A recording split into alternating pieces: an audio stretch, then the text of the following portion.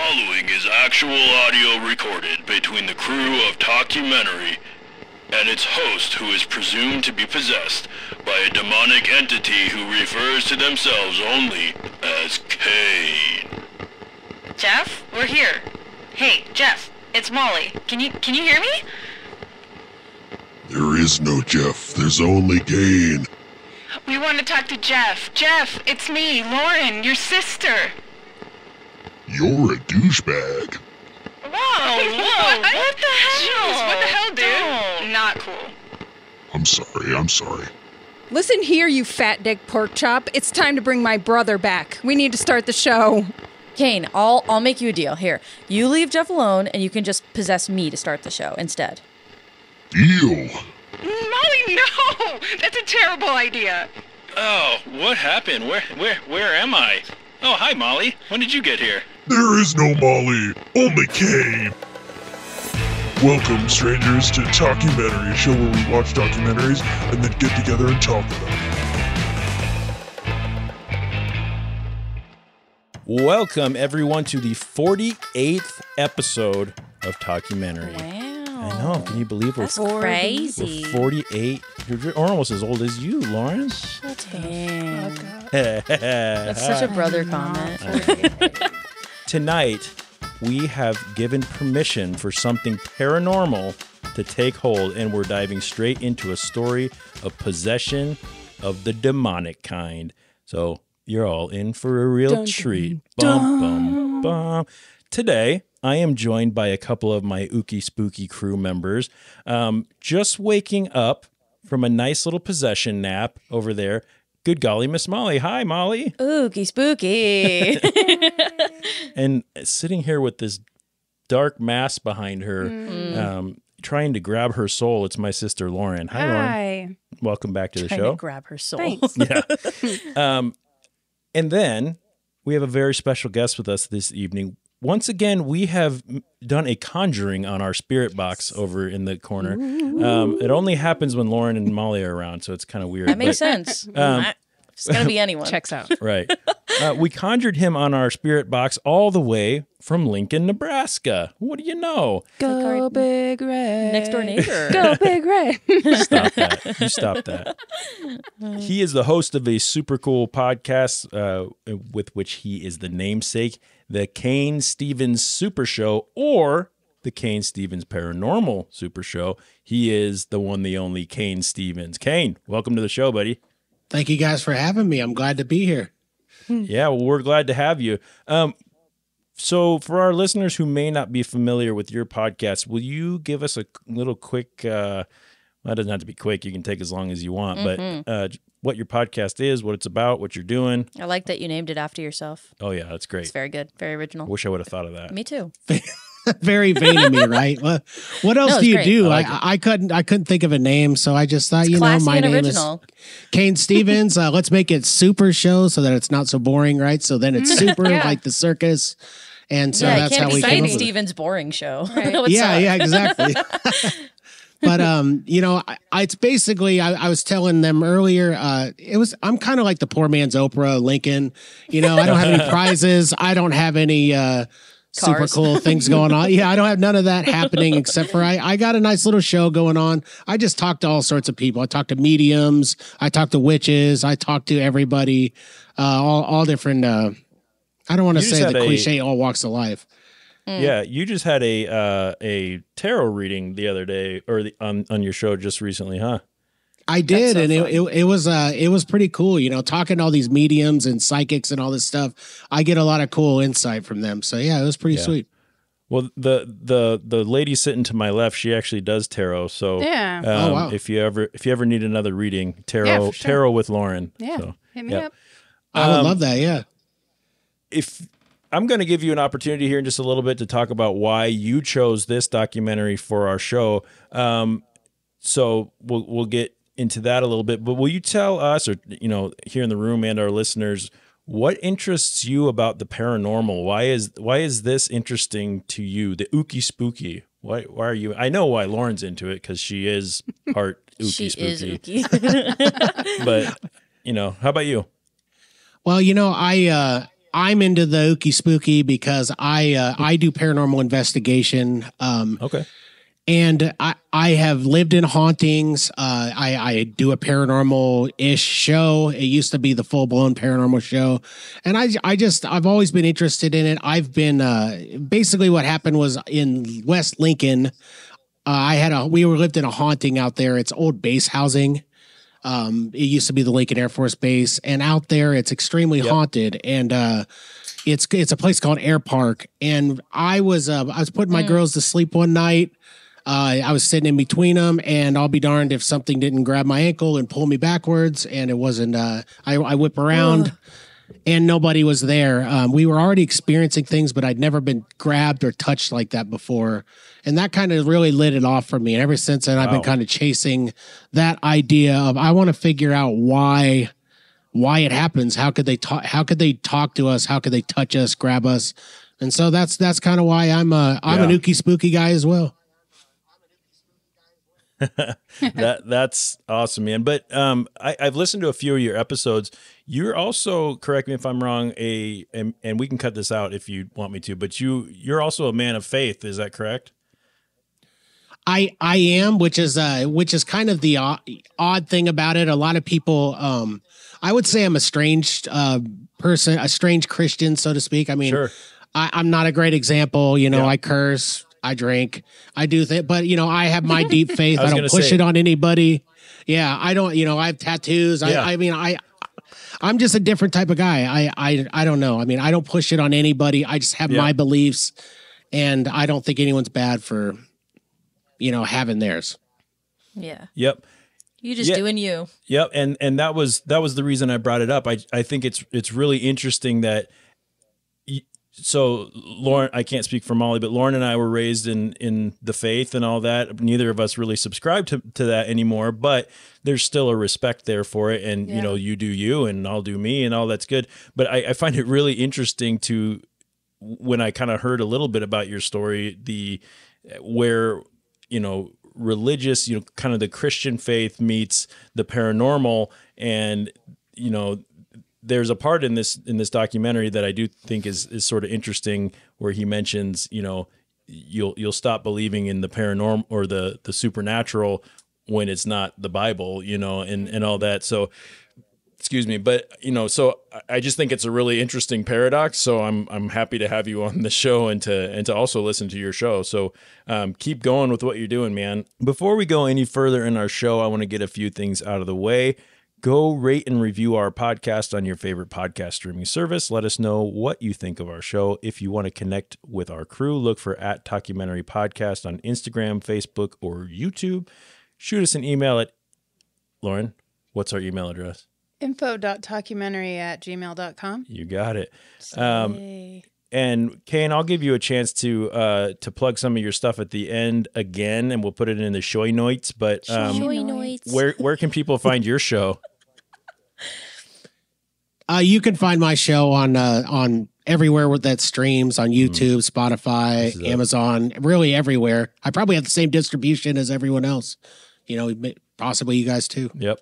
Also, we have a couple shout outs from our word of the week. Yeah. That's fun. He gave a butter on our bridge episode and a fry bread on Rumble. He's also the special guest of our They Shall Not Grow Old episode. He is the one and only Nick Dolan. Yay, Nick. Hi, Nick. Hi, Nick. Also, she's tried and she's true and she's my mother once again. Aww, Jeff's mama cat. Nobody else's mama cat, just Jeff. She gave us a pray. She gave us a pray for cheese on Hell or High Seas. So, all right, this week we are.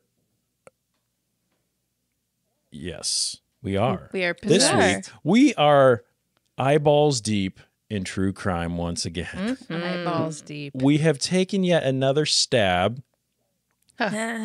No pun intended, at getting downright scary with this documentary, because we not only deal with the paranormal, but more specifically, we're dealing with demonic possession with the this ooky week. spooky. The ooky spooky. We have a little murder, some celebrity demonologists, and a dark mystery that haunts a seemingly normal family from Brookfield, Connecticut. We watched the 1 hour and 21-minute documentary from 2023 called The Devil on Trial. Here is the trailer. When I was 11, he was possessed by the devil. A bizarre murder trial gets underway tomorrow. The devil made me do it. I said, why am I here? And they said, well, you just killed your friend. The nature of our defense has never been used in the United States is demonic possession. But the tale really begins at the end of this driveway, where the Brookfield couple, whose 11-year-old son began acting strangely.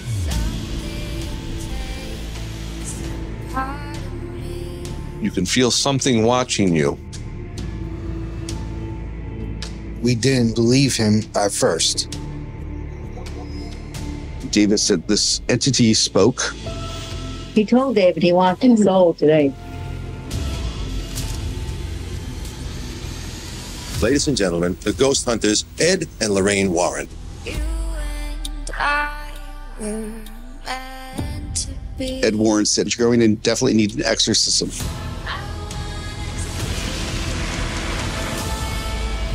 We thought we were going to have a new start, and it didn't work out that way. He said, there's no way I did this. You got the wrong person. He goes, no, he's dead, and you killed him.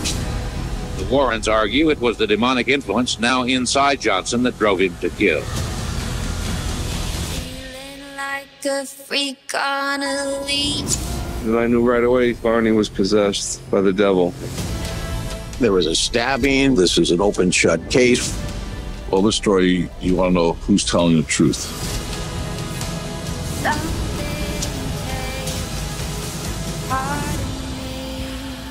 What do you say to somebody who says, I just don't believe any of this? Well, I would hope you weren't on the jury.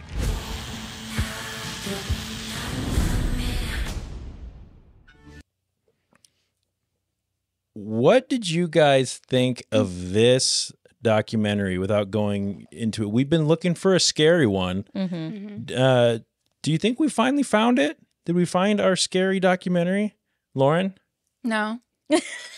No? No, I didn't find it scary. It was interesting, but I didn't find it scary. Cain warned me, so I told him I was getting ready to watch the documentary. I was just checking in, making sure he was good to go for this episode, and he said, and these were his words, truly terrifying. We'll get into details. It is terrifying. Okay. Right. Yes. Like it is. Yeah. So it's terrifying, but it's not scary? It's not. It's How does that work? terrifying because it could happen to anybody. Right. Okay. But it's not. It's terrifying because I'm trying to think of how to word it. It's terrifying because I don't know. Try. I can't. We got time. Yeah. I just feel like the devil's a really easy scapegoat, and people could get off by doing things and then blaming the devil and then getting kind of a lighter sentence because, and I don't understand that. I don't want to get too into it with the like, because I feel like later we will. Yeah, Cain, so you said this was truly terrifying, and in a nutshell, because we'll get into the details of it here in a second, but why did this one get to you like that? You know, I don't know if I was in a weird headspace. I had been doing a ton of paranormal investigation around that time. And I don't know, it was just like the real life tapes and stuff of like the possession, you know, and stuff. It just really like struck it like, you know, made me shit piss down my pants, you know, type stuff. That's hilarious. Molly, how about you? This one get you at all? The audio recordings and like the tapes definitely made me like very uncomfortable, where I was just kind of like, I don't know, like I was like anxious just like listening to it because I was like, this is like and seeing lot seeing the guys seeing the guys who were speaking on those tapes hearing themselves again after years was kind of was kind of eerie as well. It was kind of creepy, but yeah, I don't know. The tapes really bugged me where I was like, I was turning the volume down during the tapes because I was just like, ugh. I was like, it felt gross. I don't know. This was written and directed by Christopher Holt, produced by Hattie Bridges Webb, distributed by and streamed on Netflix. The Devil on Trial scored a rotten 36% on Rotten Tomatoes Tomato Meter with only 14 reviews and an audience score of only 47% with over 50 ratings. I'm kind of surprised by that. So am I. And I was wondering if this could just be because it was so new at the time that we watched it. Like, could be. You know, I know that sometimes with Rotten Tomatoes, obviously the as Longer, time goes, you know, you just get the true crime buffs that get it when it's just right off the presses, and it may be, you know, I don't know if maybe it has to take time to get numbers up. I don't know what that is, but I do want to read a couple of the critics' reviews. A fresh review from Tatat Banag. Great name. Of the Is that their demon name or their real name? It's definitely the demon sounds name. like a demon name. It does. Only Tatat Banag. But actually, it's from the Bangkok Post, so it is a Thai name, I believe. Okay. Sorry, my bad. We're rude. My bad. Anyway. Canceled. Whatever. It still sounds like a sweet-ass demon name. Yeah, true. He says, or they say, I don't know if that's a he, but God, now quote, we're racist quote, the film presents both sides of the argument, catering to true believers and utter skeptics alike. This balanced approach ensures the documentary is not just a passive viewing experience, but a thought-provoking one, which I liked that review. And a rotten review from Callum Marsh of the New York Times says, quote, Calamari. Yeah. Oh, yeah. I'll bet you he gets that all the time. I bet so. What do you think, you're a squid or something? Or little pieces deep fried. Instead of challenging assumptions, exploring implications, or discussing the difficult questions here, Holt, the director, merely mines the material for superficial shock value and lurid titillation. Oh, great word, titillation. Right. A lot of the negative reviews that I found about this one had something to do with the information and the story being, you know, worn out or overplayed. Maybe I'm not a big enough true crime buff. Lauren, Cain, I know you guys are, you know, into some of the true. Well, Cain, you're more of a paranormal. I don't know how into true crime you are. I'm not going to pretend to know you that well, but and I know that Molly, you spent some time in that too. Is this a story that you guys were aware of? Was this something that is, you know, when you heard this, were you like, "Yep, I knew that was coming. Yep, I knew that," or was this? Because to me, this was a brand new story. I'd never heard this. Yeah, I mean, like, I knew that there was some, like, the disclaimers before, like, the Conjuring or whatever that are, like, based on true events. Like, I knew there was some truth to it, but I definitely did not know anything about, like, the trial kind of part of it, which was, I think, entertaining. So I don't think that... I haven't seen it in a lot of, like, mainstream media sources for true crime buff people. Yeah. How about you, Cain? Is this new information to you? It's not new to me, but I'm also super into like the Warrens and all their cases. And so and it's not just like the Conjuring universe and all that. Like I had like known about it prior to that too. So when The Devil Made Me Do It came out and all that stuff, I was excited about that. And then when this came out, I was excited about it. So yeah, it's nothing new to me. Yeah. Cool. We'll have a link to the credit information and all that in the showy notes. Showy notes. I like that everyone repeats that when I say it. It's funny. So let's get into it. It's nice. It rolls off the tongue. Right? I don't know. It's just fun to say. Show notes does not feel good. It's the exact same thing as Toy Boat. A quick warning before we go any further into this. If you haven't seen this documentary and you want to see it before you listen to us, this is a spoiler alert. Also, it's about paranormal, so don't let your kids watch it unless you want them to have nightmares or do whatever you want. I don't care. Let's talk about why we chose to watch The Devil on Trial for our episode this week. Cain. When I reached out to you, man, about teaming up for a show, you almost didn't hesitate to throw this one at us. Tell us why this was your first choice for this. He said yes and. Yeah. I don't know, man. I was super pumped about this. I just like, once again, I just like the aspect of the Warrens cases And I jumped at the opportunity because I was literally going to watch it anyway. And then this kind of like came up and I was like, it just kind of all like, I don't believe in coincidences. It just all kind of like fell into place, you know? Yeah, fair enough. That's cool. So you hadn't seen this before choosing it for our show, is that correct? That's correct. Yeah. What about Lauren and Molly? You guys seen this before watching it? No, this I is didn't my first time. Yeah. And it's a pretty new one anyway. So yeah.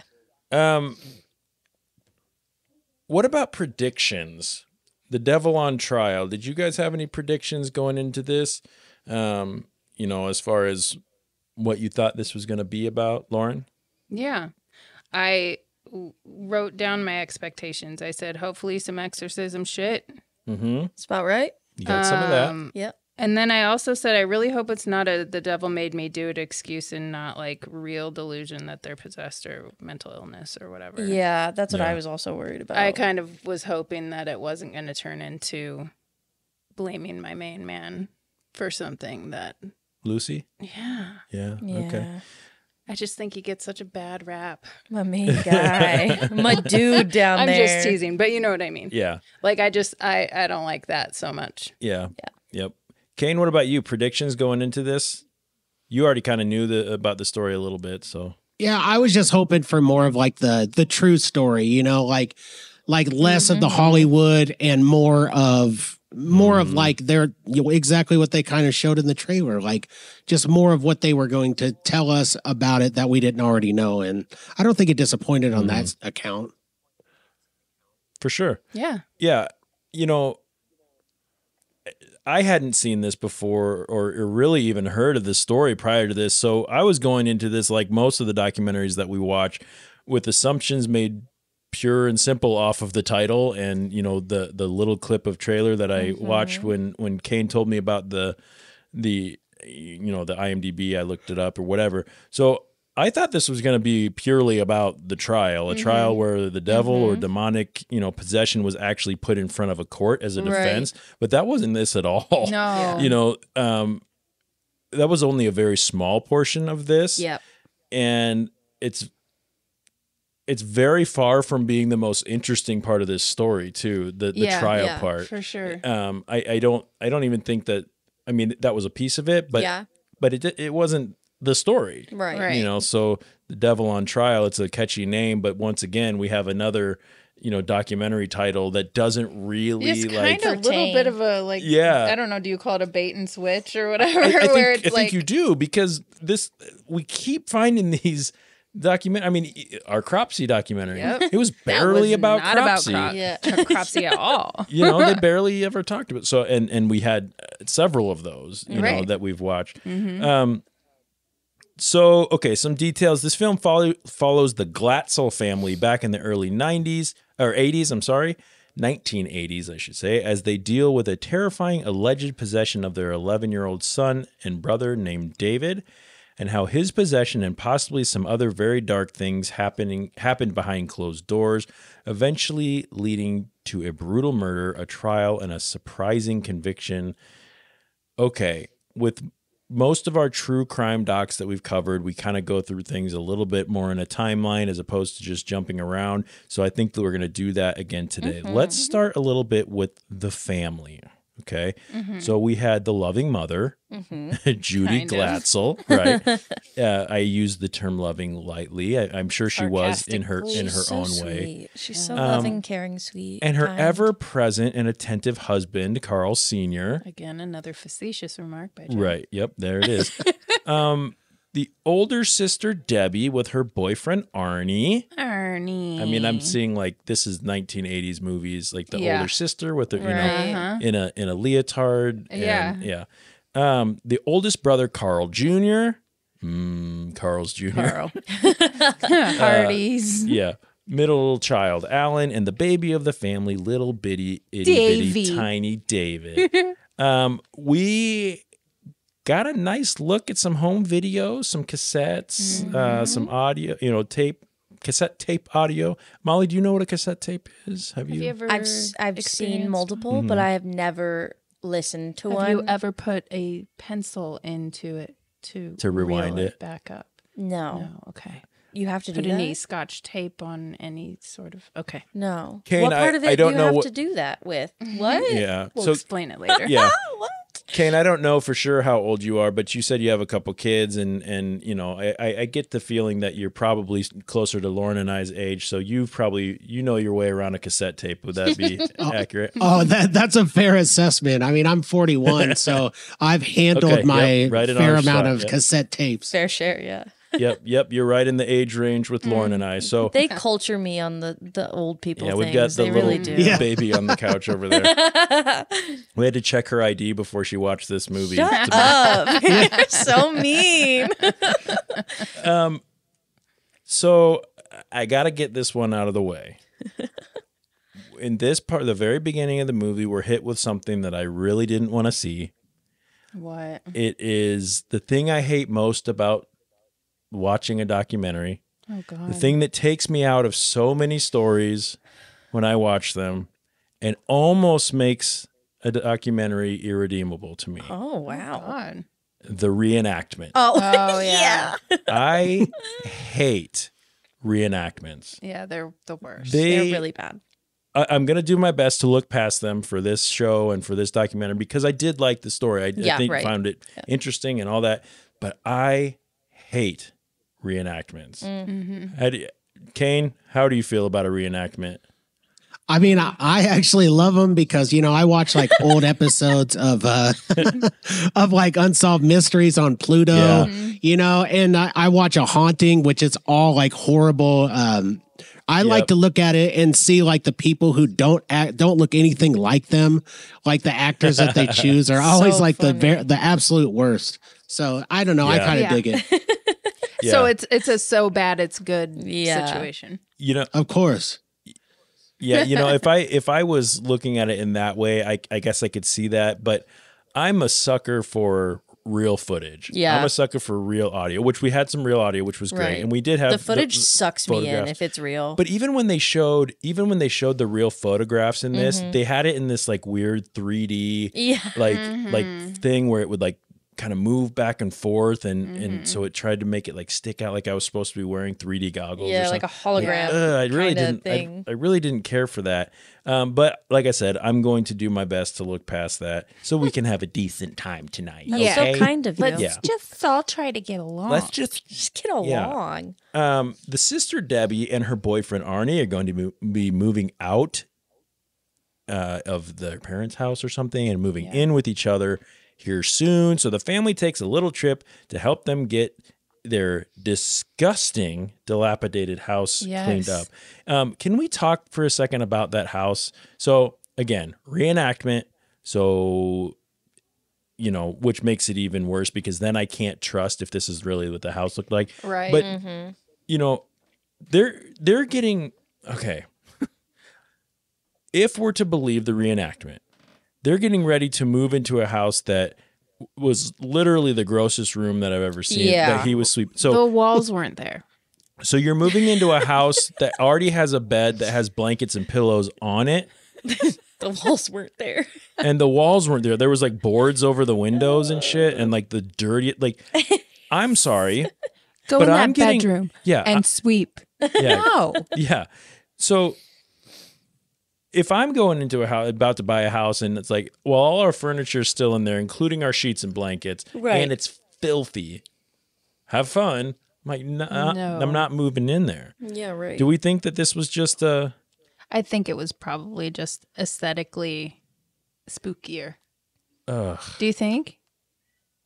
Cain? I think it was just above living at a Days Inn, you know, with like a bloody mattress and all. Like it completely disgusted me too. So I agree with you, man. I think that was the part that I peed my pants over more than anything. Yeah.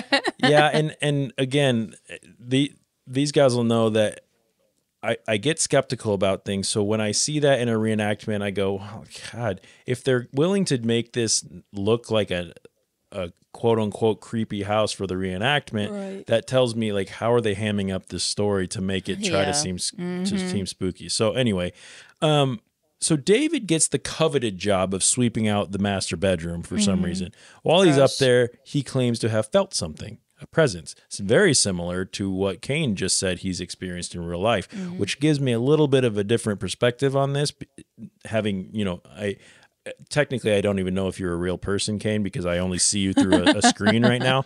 But there is somebody who I know now that has experienced something like this, and I have no reason not to trust him. So there's that. But so David feels this presence. All of a sudden, he's pushed back onto the bed that for some reason is already in the room, and the beast appears behind him, a solid black image of the devil with eyes black as pitch. And it spoke to him. So DJ, distort my voice right here, all right? Beware. I want your soul. I'm coming for you. Okay, so David comes running out of the bedroom and down the stairs, tells his mom he wants to go home. Clearly, he's upset. But he didn't tell them why until later that night. So for now, everything is quiet, right? What do we think happened in that house? Do we believe David? I don't know. Maybe he just didn't want to sweep that bedroom. Yeah. Could be it. I mean, I don't know. Maybe something actually happened. Cain, you're a believer, aren't you? I am, but I'm also skeptical. He could have inhaled a bunch of dust mites and right. had, you always have to add the element of mental illness and stuff like that. And I'm not picking on people. I'm saying just like you guys don't know me personally. So me telling that story, I'm very aware of my own personal. I'm very aware that people might look at that and go, "Oh, completely nuts," but that's okay. I know what I experienced. I know what my family experienced. It was very real. It was very scary. So I can't say what happened to David really happened, but I mean, if you watch him and you listen to what they're saying, he shows a lot of conviction. He shows a lot of a guy who went through something. You know what I mean? Like I kind of believed him. Yep, yeah. Fair enough. Okay, so my thoughts are, and I don't have anything to base this on, so I'm just speculating here. I have a feeling that what I was going to say is exactly what you're going to say. Okay, so he's in this bedroom by himself. We get some inkling throughout this documentary that there's problems in their household, right? I won't make any spoilers yet, but some of the things that his parents allegedly had done, some of the potential, they didn't ever use the word abuse, but they did, the older brother at one point said something about some dark things happening. I don't remember. Insinuation was there. Some insinuation. So I kind of think about, based on just. Yeah. Did something really, really bad happen in that, and he remembers it as something else, as he told himself? It has been a trauma response to kind of cope with the fact that something bad happened to him, and not pointing any fingers at anyone in specific. But the thing pushed him onto the bed. I know, right? Yeah. And was a dark figure who told him, not to make this any kind of an innuendo, but he did say, "I'm coming for you." Yeah. Yeah.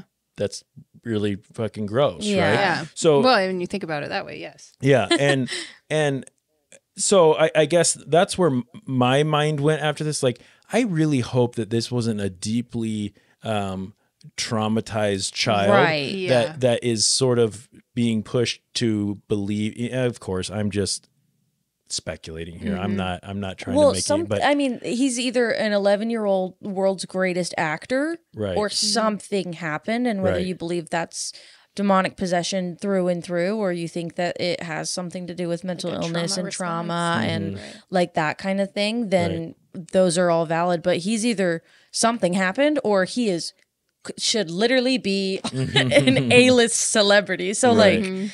I mean, yeah. Yep. Any thoughts on that, Cain, that you want to add in? I kind of have to keep pointing towards you because I don't know if we have delay, and I don't want you to want to say something and then not have a chance. Yeah, just throw your hand up and we'll recognize it in about 10 seconds. It doesn't seem like the delay is very bad. It's not as bad. It's not now. as bad. Yeah. Well, I'm just trying to. Yeah, I do. I want to play the devil's advocate, pun intended here, and I want to say that. Please do play the devil's advocate. in a house where there's a bunch of negativity, I will say that when there's paranormal activity there, especially the demonic, if you believe in that type of stuff, it can, by a lot of reports, it can feed off of that sort of thing. So you kind of have to be a believer in that sort of supernatural in order to kind of look at it in that way. But I would say it's definitely pertinent to what we're saying. If there was a bunch of bad things going down in this house, I think that it could have driven whatever was taking place there to actually happen to him and make him believe that it was happening. So, I mean, that's just my 2 cents on it. The other side is what you guys said was great, was that if somebody was doing something terrible to David or any of those kids or anything, I mean, all sorts of awful things happen in people's minds and make them kind of act out and do things. So I hope that that's not the case, man. It does sound like the family was pretty nutty at times. So, but I'm sure you'll get into that more. Yep. Yep. Thanks for that, man. So David starts having trouble sleeping. He keeps feeling like something is outside and coming for him. He's clearly troubled by something. The family does, of course, what any red-blooded American family would, and they call their priest, right? And the priest does what priests do, and they bring oils and holy water and things like that, and incense, and they bless the house, right? If you're anything like us, you've had your house blessed before, once or twice, and did the best he could, right? Is that okay? I didn't grow up religious. Is that a regular thing? Like most people do? No. A lot of people do that? Oh, okay. I mean, a lot of people probably do it. I don't know how normal it is.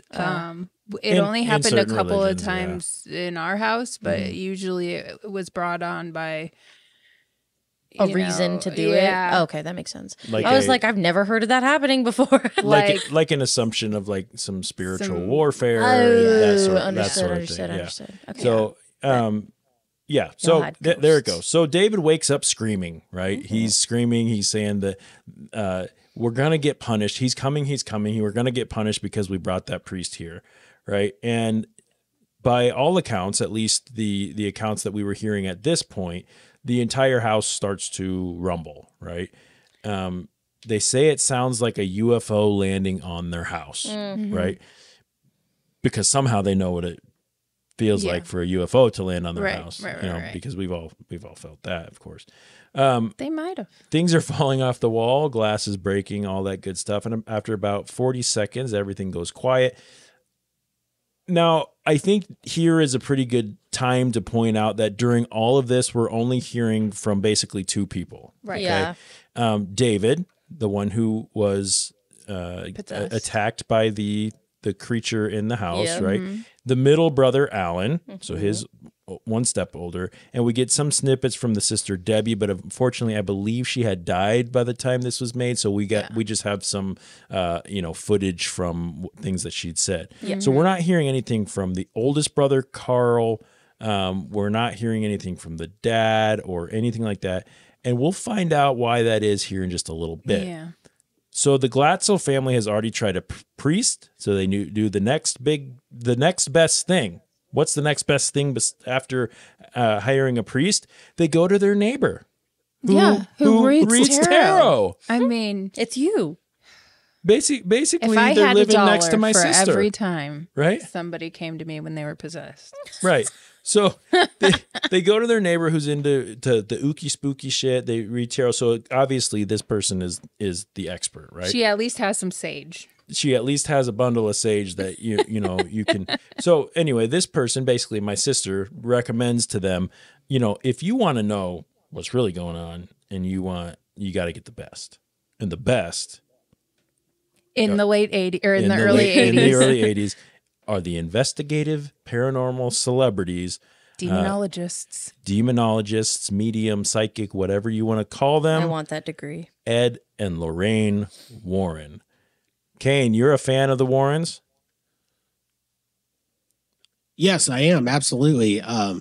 In terms of paranormal investigation, they're just so legendary. And from a religious standpoint, I think that they can at least get some respect for what they were trying to do in the field. Right. Sure. Yep. So the Warrens had become famous because of things like the Amityville horror. Yep.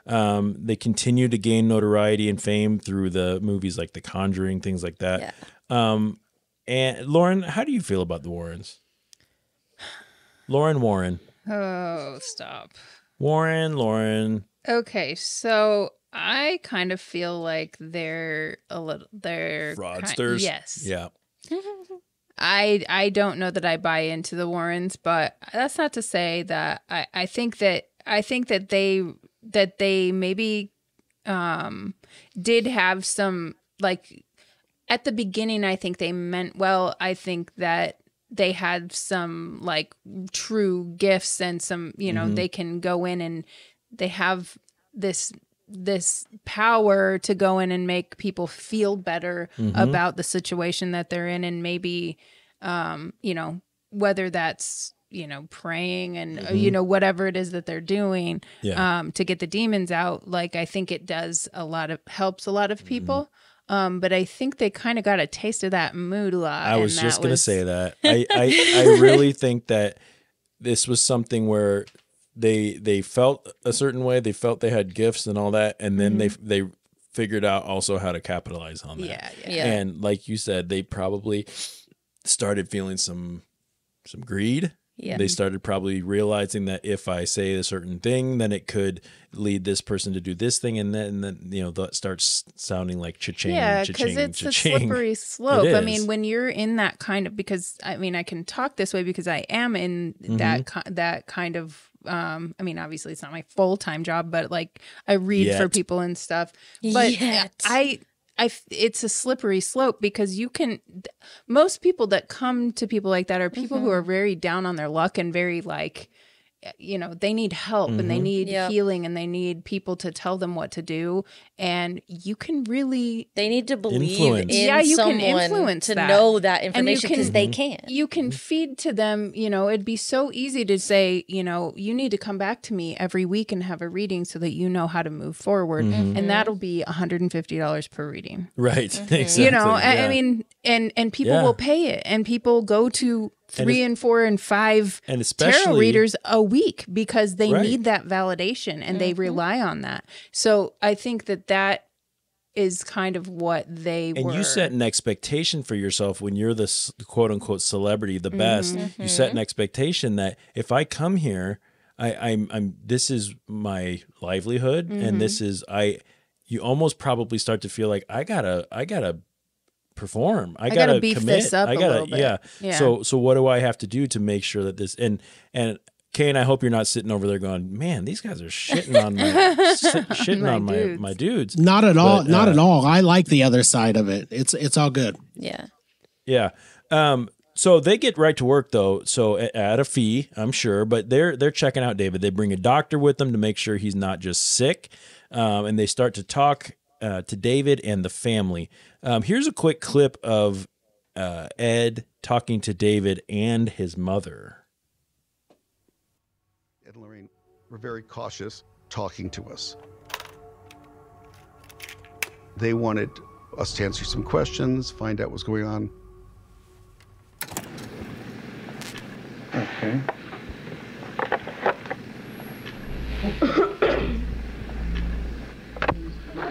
David, give me your phone number. David Michael Guapa. Okay, how old are you, David? 12. 12 years old. Well, what do you think about all of these things, David? You'd like it to end, right? Hmm? You'd like it to end. You don't want it to go on, do you? No. No. Okay. There was one violent scene here. Lorraine told me more about. than one. There was more than one. Oh, my God, it was all night. Okay, but so in other words, it was a very hectic night that night. Oh, yeah, but see, we can't tolerate no more, really. We're not lying to you, because, we need the help we can get. Believe me, we want to get rid of this thing. My mom was so hopeful that this would be a cure-all. She wanted her family back, and she wanted to go back to the life we had before this. These people are telling us these horrible stories, but we have to ourselves experience this before we accept it. Right. We have to see it. We have to feel it. We have to know it's there before we say, yes, this home is haunted. He told David he wants his soul today. What did he say about your soul? So he just wants my soul, not his soul. Is he here now? Ed's like, let's see it show itself. it's got so much power, it needs to prove that it's here. So one thing I want to point out about that was, at any time he talked directly to David, he said, "You don't want it to do this, right? You want it to be gone, right?" Like, well, of course, an 11-year-old kid's going to tell this celebrity paranormal guy, yeah, that's what I want. And then he's also, what was the second thing he said to, or like that last part, he mentioned, God, it just slipped my brain.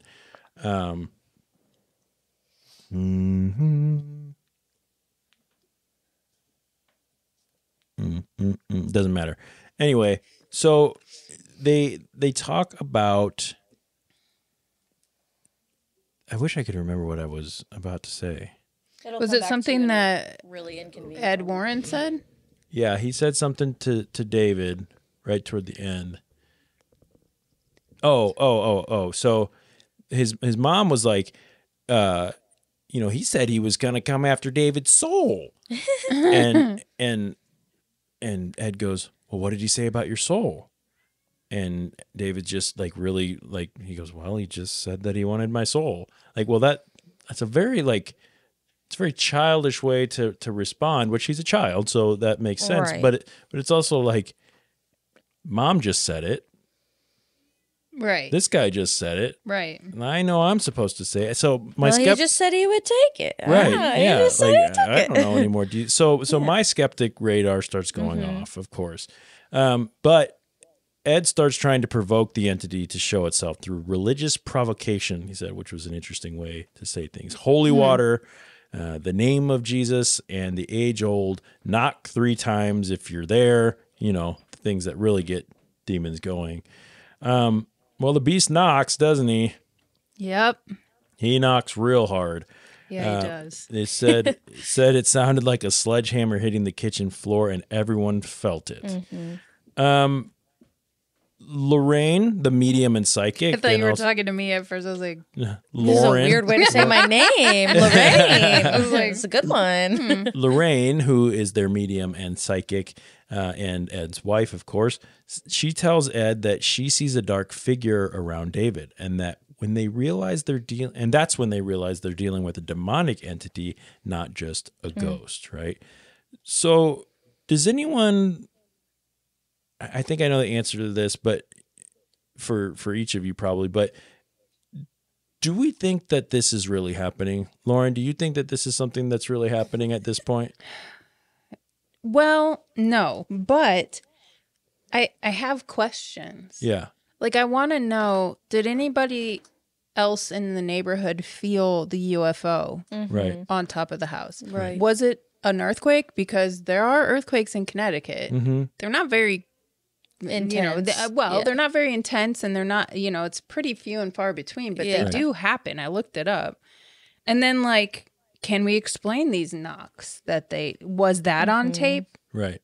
Like, I want to hear that tape. Right. And my skeptical ass goes, I wonder if the Warrens, knowing that we're coming in to fake that, could they have brought someone with that just bangs on the side of the house that, hey, you get a nice rubber mallet. Right. Because bang, bang. Because at that point you're going, this is that's what they do. The more I string this along, the more money I get. So you follow the money. And I don't know this. It's all speculation, but man, that's where my head goes. My head doesn't go to this must be real.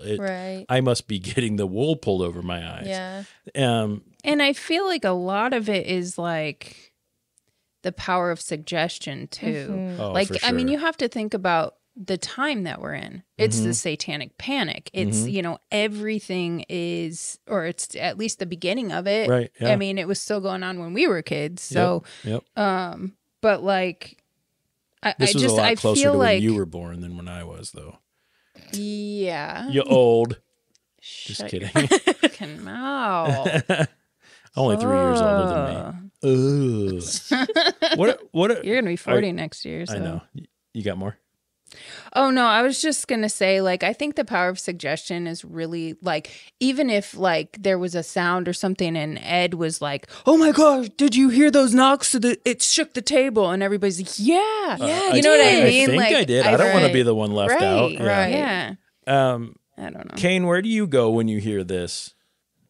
To take your words from you, my my skepticism about it is actually quite strong, like I was talking about earlier. So the more we talk about it in this particular doc, I kind of like started to sway away from my believing in Lorraine Warren a little bit, because like what you guys said makes perfect sense. Sorry, like, man. The power of suggestion was there.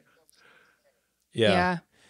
I think oh, sorry. You cut out for a minute, so I thought you were done. Go ahead. My fault. It's hard with the delay. I'm having a hard time matching up audio with you guys. Yep. Yeah. So to me, when I hear this, I believe that there are people in that room that believe that this is really happening. 100%. So I'm not questioning. It's just like, does God exist? Well, what is God to you? What is God to me? What is God to them? And does it matter if I believe that? Well, it's kind of the same sort of thing. Do I believe that I am being troubled by a demon? Well, if I believe that, there may be some truth to that, whether it's a physical demon or a spiritual demon or a subconscious demon or whatever it may be. You can convince yourself of anything too. Right. Like if you start attributing the things around you that you are experiencing negatively to a demon, then you are going to start noticing those things way more often and say, "Oh my God, the demon just did that." Right. Like it's the same thing when you notice that a cabernet. A Cabernet. I was going to say a fine wine. Cupboard and cabinet at the same time, and it came out cupboard. Anyway, you notice a cupboard open for the first time, and you're like, "Oh my God, haha, a ghost!" And then you start noticing, "Oh my God, there's a ghost!" Like whatever. And so everything's open. I didn't leave that there, like that kind of thing. The chairs are stacked on top of and then each all other. of a sudden you name the ghost, and then he's your friend. You know what I mean? So, Casper. The friendly ghost. I hate it. Why? Because Daniel Johnston. She doesn't like Daniel Johnston, and we did an episode on Daniel Johnston, and it was And he really sings cool. about He sings about Casper the friendly ghost, and he got a big old number 2 from this chick. Yeah, he did. Anyway, so the Warrens, they're warning the family like this is real. This is real, right? That they need to start documenting all the weird shit that's about to start happening, because they said, which I agree with.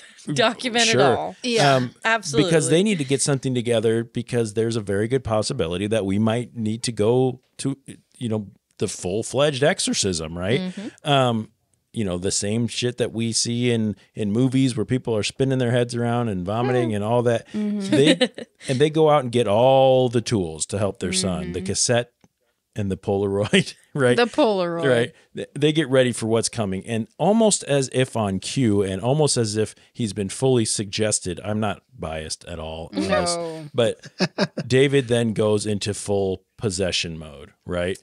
This is my favorite part. Here, listen. Yes. Talk about standout moment. This is my standout moment right here. This is David.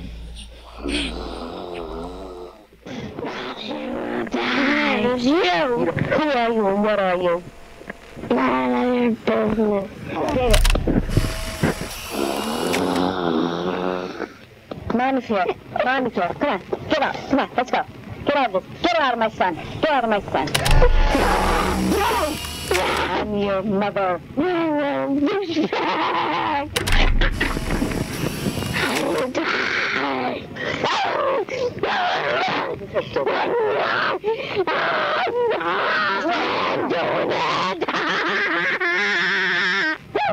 Just get up. No, don't get up. Get off my hand. Get off right now. Get out of my cell. Leave this boy around. Here, I'm trying, guy. I got your arms again. They're saying prayers, our Father, who art in heaven, hallowed be thy name. Thy kingdom come, in heaven. Give us this day our daily bread, and forgive us our trespasses, as we forgive others.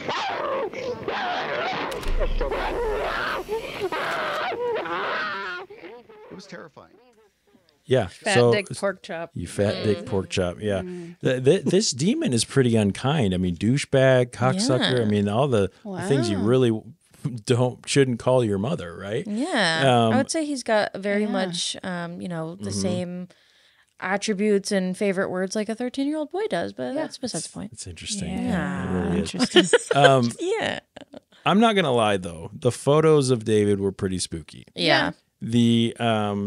Especially the one of him choking where it looked like he was holding onto the hands of somebody that was choking him. That one, his eyes are like glazed over in it too. And I'll be completely honest here. When I watched this the first time before we heard from Carl's Jr., the beginning of this kind of had me going for a bit. And I wasn't feeling as skeptical about it upon first watch. And this part got to me a little bit. Like I said before, seeing David as an adult and his brother Alan as an adult, listening to these tapes again and sort of having that look on their face, and like it looked like they were reliving a memory they didn't want to relive. So whether or not it's real or not, it looked like they had real reactions to those. It's way easier to trust them as adults reflecting on it than to just get the footage. To me, I think that the worst part about like the audio recording and stuff is that you can tell that mom is like believing everything, and like she actually does sound like devastated, I think. And I think that's the hardest part, because whether you believe that he's faking it or not, like she believes it, and it sounds so sad. And I think that watching David as an adult like reflect on those, I think it makes it more compelling, because more compelling, and it's easier to trust an adult than like a 10-year-old kid or just the audio. Yeah. I mean, I don't know that I necessarily think it's easier to trust an adult, but I do see what you're saying, and I do think that based on what it looked like anyway, that David truly believes that he was possessed. Yeah. Whether he really was or not, right, it might be irrelevant, at least in his mind. Right. Cain, interject here, Mr. Laggy Internet, which is probably mine. It's definitely yours. Yeah. I would say that I would put it to this: you can't trust all adults. Obviously, adults are the ones doing all the really awful stuff. I like to take people at face value. I like to, when I hear the people tell me ghost stories all the time through my podcast, through a lot of different when we do investigations, and I take all of it seriously.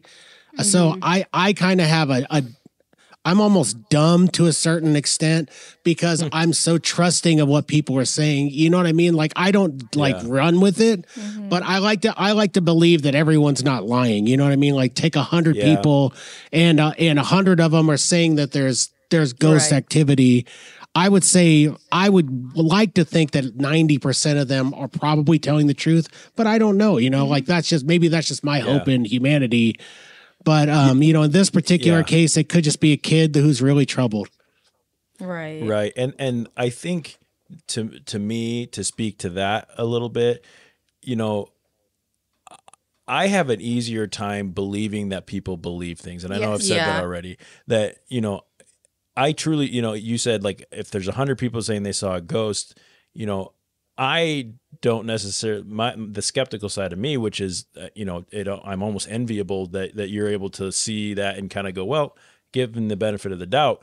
But my doubt meter goes way up, and I say, well, it's probably 100 people that are drinking the same water, or it's probably 100 people that that saw the same thing, or don't understand or believe that they saw it. And, there's something going on there that can explain that. And that's not a very faithful way for a person to live, but it's what I deal with. I feel like, so when, how we were talking about it earlier, where like, you have trauma and there's people who have trauma and they suppress it so much that it's almost like it didn't happen. Yeah. You know, so the opposite of that has to be true, where it's like you attribute it to something else. Yeah, where it's like, okay, he might not have actually been possessed by the devil, but he believes that, and so it's true, and so it's and so it like it's almost like teenage girls who are, you know, like almost like a Carrie syndrome type of a thing, where it's like telekinesis and shit is going on because of all of the weird shit going on in the teenage girl's life, where it's like there's all this shit going on, but you attribute it to something else, and then weird shit starts happening. Right. You know, so I think that people believing that they were possessed or that they saw a ghost or that there was a demon in the room or whatever, sometimes can manifest that. Yeah. Sure. And exacerbate whatever is happening in the house. For sure. So David starts getting really physical with his possession, right? He's attacking people physically. His family is sleeping in shifts because someone's always got to be watching him. All the while, David's dad is not really in the picture. He lives there, he's there, but he's not buying into it really. Yeah. He thinks that David's just having mental issues. So dad starts working a lot, distancing himself, along with their oldest son, Carl's Jr. Well, can I just interject here real quick? Yep. I love how it said that he was tested psychologically and proven to be completely normal in like 10 minutes. They were like, we brought a doctor and they evaluated him first, and he was completely normal. And I'm like, first of all, I challenge. What did you? I challenge what you did you to test? I challenge you to psychologically test any 11-year-old and tell me they're completely normal. Right. Anyway. First of all, yeah. And Second then, of all, in a matter of minutes, Right. because you know you wanted to get into the money, you know, spraying the holy water or whatever. Also, I thought like one of my biggest things with it was the dad distancing himself and whatever, because he thought, oh, it's not that, it's just mental problems. You're distancing yourself when your kid, you think your kid has mental problems? Yeah. Hello? Well, I mean, this was the early 80s. Let's go. Problem number one and problem number two. Yeah, and also, but your wife is really buying into the demonic side. Yeah. Wow. Yeah, I know. Scream it. So they gather all this evidence, the evidence we just listened to, some of the pictures and things like that. And through all that evidence, and with the blessing of Ed and Lorraine Warren, of course, they are granted an exorcism. Hooray. Hooray. Wait, hold on. What did it say? Yay. A minor exorcism. Oh, a minor exorcism. Not major what yet. What constitutes a minor just exorcism? A little one. Just a little guy. Yeah. A major exorcism. Maybe it's demon versus Satan. Satan. Oh, man. You know, I don't know. Anyway, so Lucy himself has not made an appearance yet. And right. now we're just minorly breaking the surface. So a cardinal shows up in his red robes and his red Porsche. Oh my God. That favorite part. Yeah. He says, it's good to be in the church or whatever. But they begin to work on this demon, and they start it kind of like a regular mass. They go to the church. It's just prayers. David claims that this is the last thing he remembers. We get more insults from David, growling, hissing, fat dick, pork chop. So good. The devil is so fucking funny. Yeah.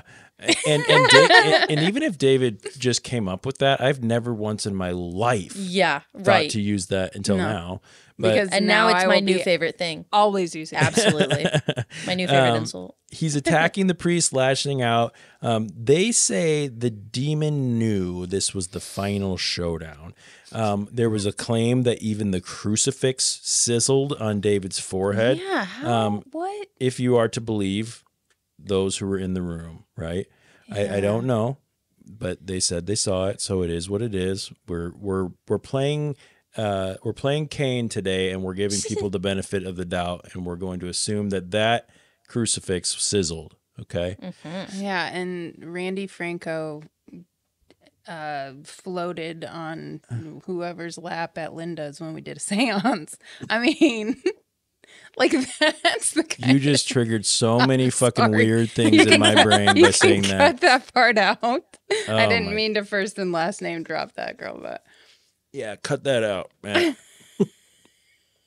Wow. Jeff needs a second to process what was just I haven't unlocked in his heard brain. that name sorry. in decades. Decades. But then the unthinkable happens, right? Yeah. Arnie. What does Arnie do? Cain, tell us what Arnie gets up to at this point.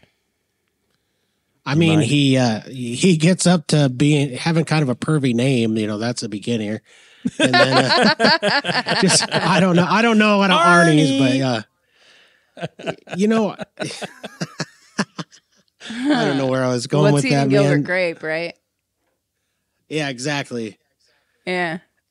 Oh yeah, but it's spelled Arne in this. So Arn. It's like a pirate. Yeah, so Arnie, if you remember, he's the older sister's boyfriend. He is so tired of seeing young David having to struggle and be in so much pain and agony. And Arnie says to this demon, "Leave this kid alone. Take me on. I'm here. Take me on." Pick on someone your own size. Basically. Mm-hmm. And the room goes quiet. Right? Lorraine, not Lauren, but Lorraine is shocked and appalled. And she, oh my God. What did you do? Arn, you didn't. Arn. How dare. What did you do? Oh no. You've opened up the door for you to be attacked, and the demon never attacks right away. No, it'll wait until you are at your most vulnerable. Or drunk. Right. But at this point, the deed has been done. Things are quiet. And for all intents and purposes, all the family knows is things are quiet now, right? David feels better. He's back to being himself, and things start to look okay again. Life gets back to a little bit of normal. Mom goes back to baking all kinds of food for the family to eat, which is a little bit of foreshadowing. Stay tuned. And life is good. Cain, I'd like to know maybe your thoughts on that part where Arnie says, you know, so you're probably the most, between you and my sister, are probably the most, you know, true believer when it comes to the supernatural and all that. And I'm interested on your, you know, okay, if you can do me a favor, Cain, and sort of forget my cynicism, my joking attitude that I'm bringing to this episode, because I really want to know how you feel about this. And, you know, if we suspend our disbelief for a moment and go, if this is really a demonic possession that's happening at this church right then, and Arnie opens himself up to something like that, do you think that there's some validity in this sort of thing? What do they call it? Like transmigrating from one person to another. Is that something in your experience that you have? Do you have thoughts on any of this? Well, I've never witnessed something like that before. So I mean, I can't say for certain. But I would say that I think that it's definitely a possibility, right? When we're talking about something as supernatural as this, I mean, it's obviously a possibility that it would be easy for the entity to go from one person to the next. And if you're dealing with Satan, as we're saying, you could probably easily, if you're taunting and saying, you know, hey, get out of that kid and get into me. You know, maybe Satan is like, all right, let's do this. And sounds good. I mean, sounds good to me. You know, maybe a guy with pervy name was on Satan's list. Yeah. Yeah, it's true. And, you know, going back to, you know, spiritual or like I should say religious, you know, upbringing and some of the things that were taught to us in the church and in our house and things like that. There is something with opening yourself up to, at least in this belief system, and saying, I am willing to take on what's going, you know, and you're, whether it's power of suggestion, whether it's, you know, just opening yourself up subconsciously to, well, I think that is power of suggestion, you know, and to what you think is happening or to what is really happening, if we're again suspending disbelief. And, you know, I'm trying to think of something to like kind of compare it to, but it's gonna be easier to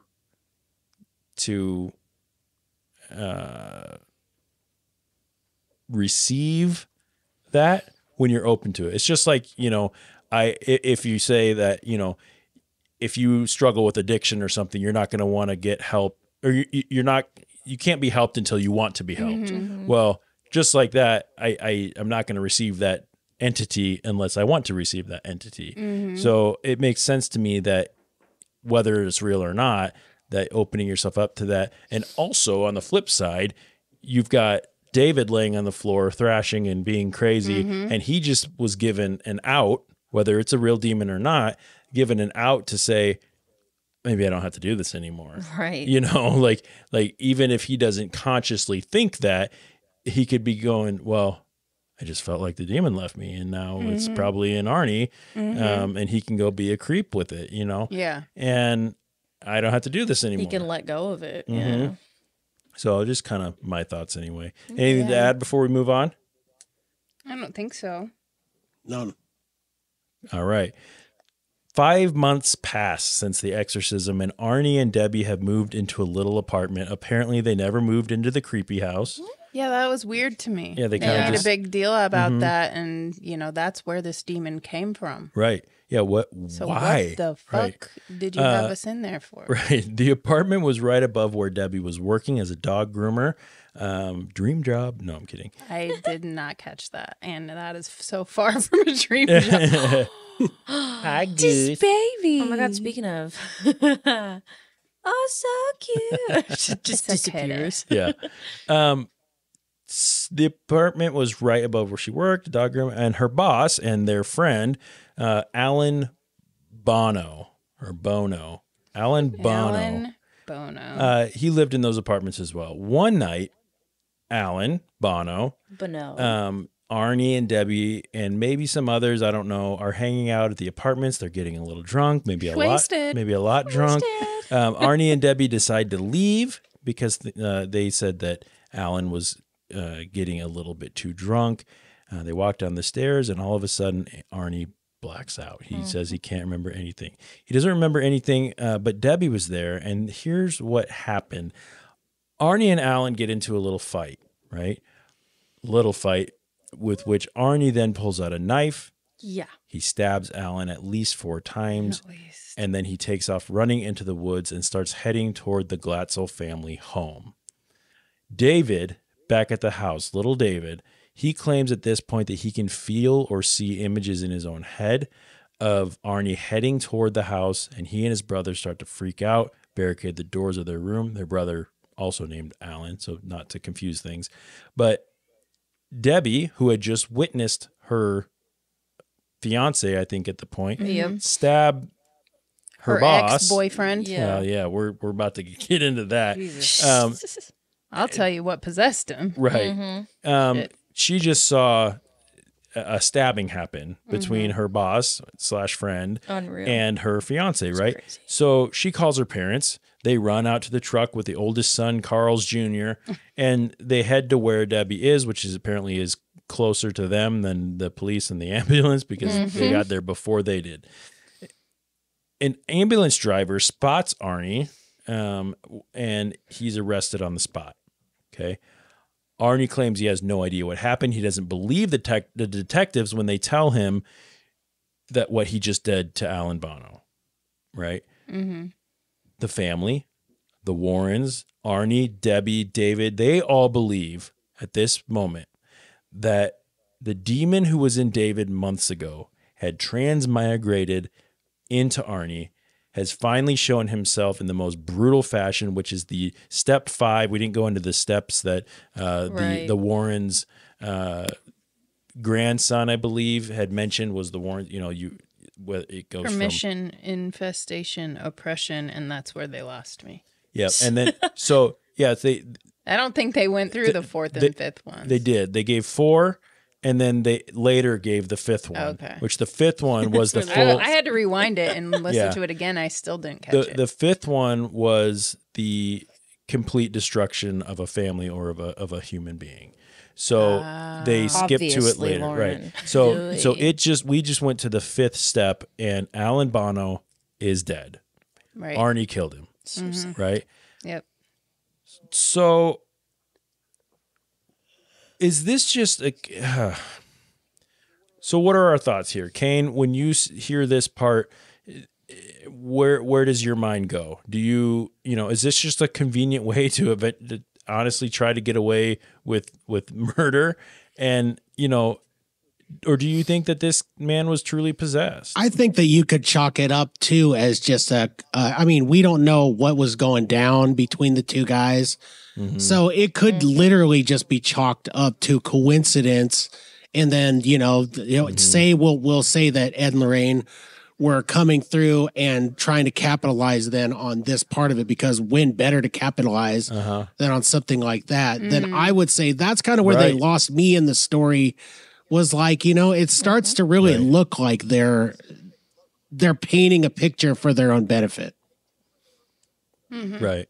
Yeah, I agree with that. And,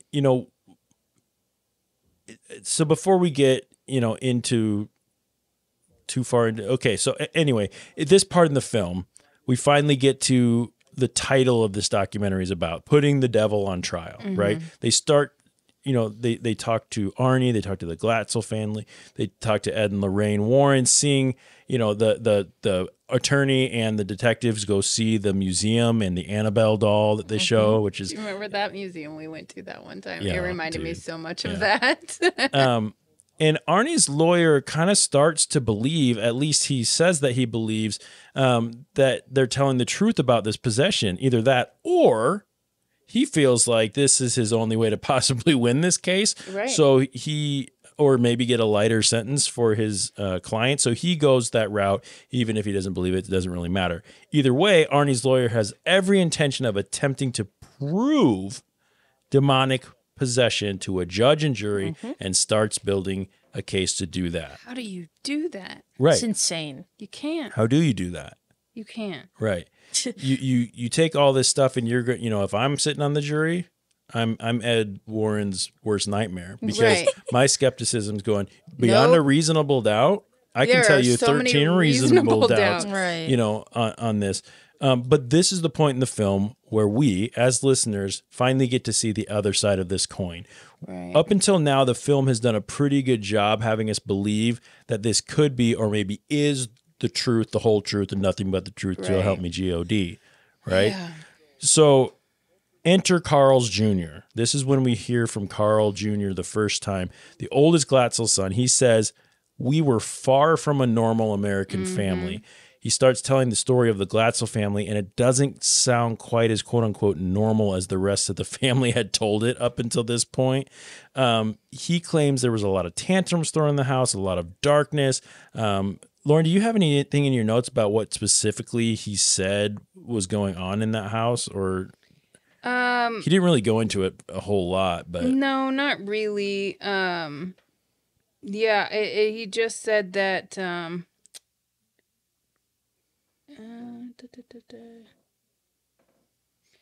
Yeah, I don't remember anything like specific that he said about that part of it, like the abuse, like if there was any kind of abuse or anything like that. But there was some insinuations. And like the use of the word like darkness and stuff, like it's bad enough that you're not like, I don't know, if I feel like if his parents like were just yelling, you know what I mean? Like he would have just been like, yeah, they just like they fought a lot, like they yelled at us a lot, like they were really strict, like whatever. And like not being specific about it, I think is a choice. Right. You know, like I think that's very intentional. Yeah. So it makes me wonder what was happening. You know, he said that they never went to church, even though the family claimed to be pretty devout. Yeah. Carl says he wasn't buying any of the possession stuff, and he doesn't believe for a second that the devil made anyone do anything. Nope. Carl gives a report that the Warrens basically spoon-fed their younger brother, including David, of course, or their younger all the younger kids, including David, exactly what would happen if someone if they were possessed. Right. Well, and lo and behold, after that, David starts doing exactly the same thing as the Warren had told them loud, and of course on camera. Conveniently. Spitting, growling, cursing. He believes that this is all the power of suggestion. When I thought it was kind of funny too that Carl said it was talking about that one time when Dad had enough and he went and slapped the shit out of David, and he goes, the devil sits down when Dad slaps him, and then he goes, I'm glad at least he listens to my father. Right. I love it was that great. part. Because it's so true. Like, you can't slap the devil out of somebody. Right. Like, the devil's going to laugh in your face if it's really demonic possession, I would assume. So if this is a shitty little kid, or even a kid who's dealing with mental, problems or trauma or issues or whatever it may be, or just a little shithead, right? If his mother's buying into it and giving him all this attention and giving him all this, whatever, and he still gets to giggle and call her a douchebag, right? Then that's like the best of both worlds. But then, especially and Dad's staying quiet about it. That's the thing. He's not even messing with you anymore. Right. You've suddenly got as healthy of as a household dynamic as he might have ever had. It's mom's doting. He gets to just say whatever he wants. And in this instance, Dad gets sick of his tirade, and he gets up and says, "Shut the fuck up! Stand the fuck up!" Smack. That was a good noise. And the devil gets quiet. Yeah. Well, go figure. I also liked that. Yeah. At least the devil listens to my father. Yeah. So funny. Also, remember, Carl Jr. was with Carl Sr. When they drove to the crime scene after Alan Bono got stabbed. Carl Jr. actually was there to see Alan laying there with 4 stab wounds in his chest, and he says there was nothing demonic about that. Yeah. This is when we find out that Arnie had always been very possessive of Debbie.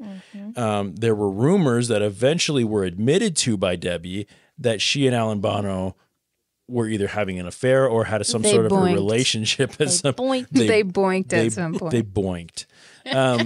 Debbie says, yeah, but the relationship with me and Alan was over and had nothing to do with this. It had everything to do with that. Yeah, I'm sorry, but it had everything to do with that.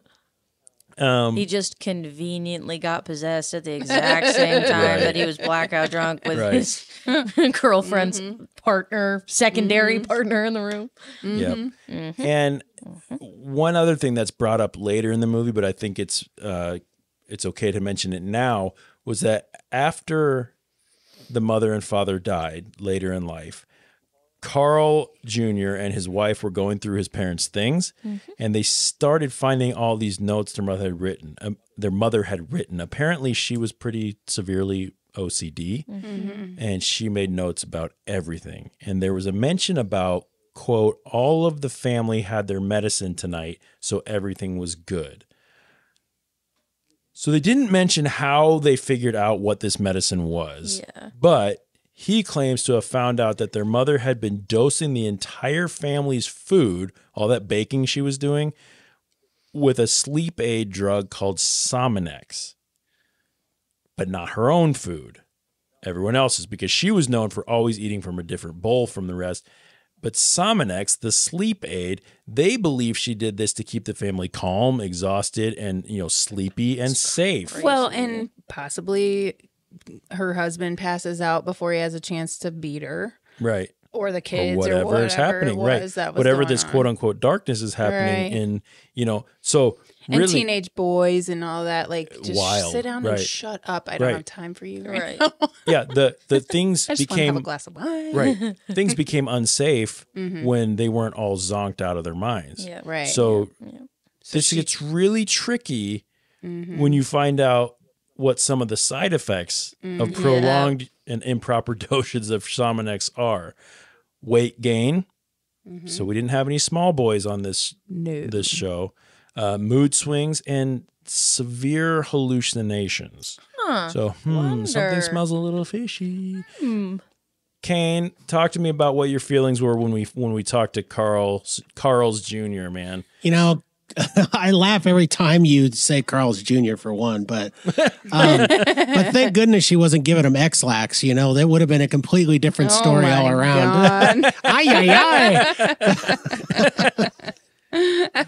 We really have demons we need to exorcise now. That poor bathroom. Right. But you know, so it seems to me like that's the smoking gun on the whole story. I mean, it adds a certain caveat. It seems like the mom was a little bit troubled, giving him all this sleeping drug for whatever reason, and I mean, it kind of just opens the door for maybe this is all a bunch of horse hockey. Right. Yeah. And none of the thing. So you've got two sides. So one thing I loved about this documentary is you get both sides of the story. You get both, you know, in a fairly, I feel like, an unbiased way. Yeah. I don't feel like the documentary really like pushed towards one or the other, which I really appreciate about it. Same. I think it was really well done, honestly, because I didn't see it coming at the end at all. But when you look at what both sides are saying, one side just makes sense. And to me, that's Carl's Jr.'s side. Yeah. Right? Like, I look at that and I go, well, that really kind of makes sense. The other side goes, logical. Well, there's less to prove there. There's less, you know, can't prove it. Right. And so my, you know, Occam's razor, the easiest answer is probably the correct answer. That to me is what that leans to. But anyway, we get back to the trial. We'll get through this pretty quick here. The defense gets all geared up to put the devil on trial and claim demon possession of Arnie as the reason that the murder happened. They were going to say he was possessed, so he had nothing to do with this murder. Therefore, he should be let go. But before they even get started, before they ever had a chance to put the devil on trial, the judge says, demonic possession is not an acceptable defense, and I will not permit any evidence based on demonic possession or devils. Amen. Yeah. So whoosh, right? Yeah. There goes. There goes the case. Separation of church and state, you can't bring that in. Right. Yeah. Yeah. And everything that had happened over the last several months leading up to this with regard to demons and the Warrens and David, all of it is irrelevant in this case. So here's an interesting clip. It's a real short one of David giving his opinion on the judge not allowing the possession defense. In court, you had to put your hand on the Bible and swear on the Bible, but that's okay. But other than that, they don't believe anything in supernatural or the devil. So how does that work? So I just thought that was an interesting little so how part. Does that work? Right. So how does that work? Like, and it's kind of true. Kind of true. Like you're asking people to swear on the Bible, basically because we don't have anything else for anyone to swear on. Right. But that's, you know, from the basis of our country, you know, a lot of times was built around religious practices, right?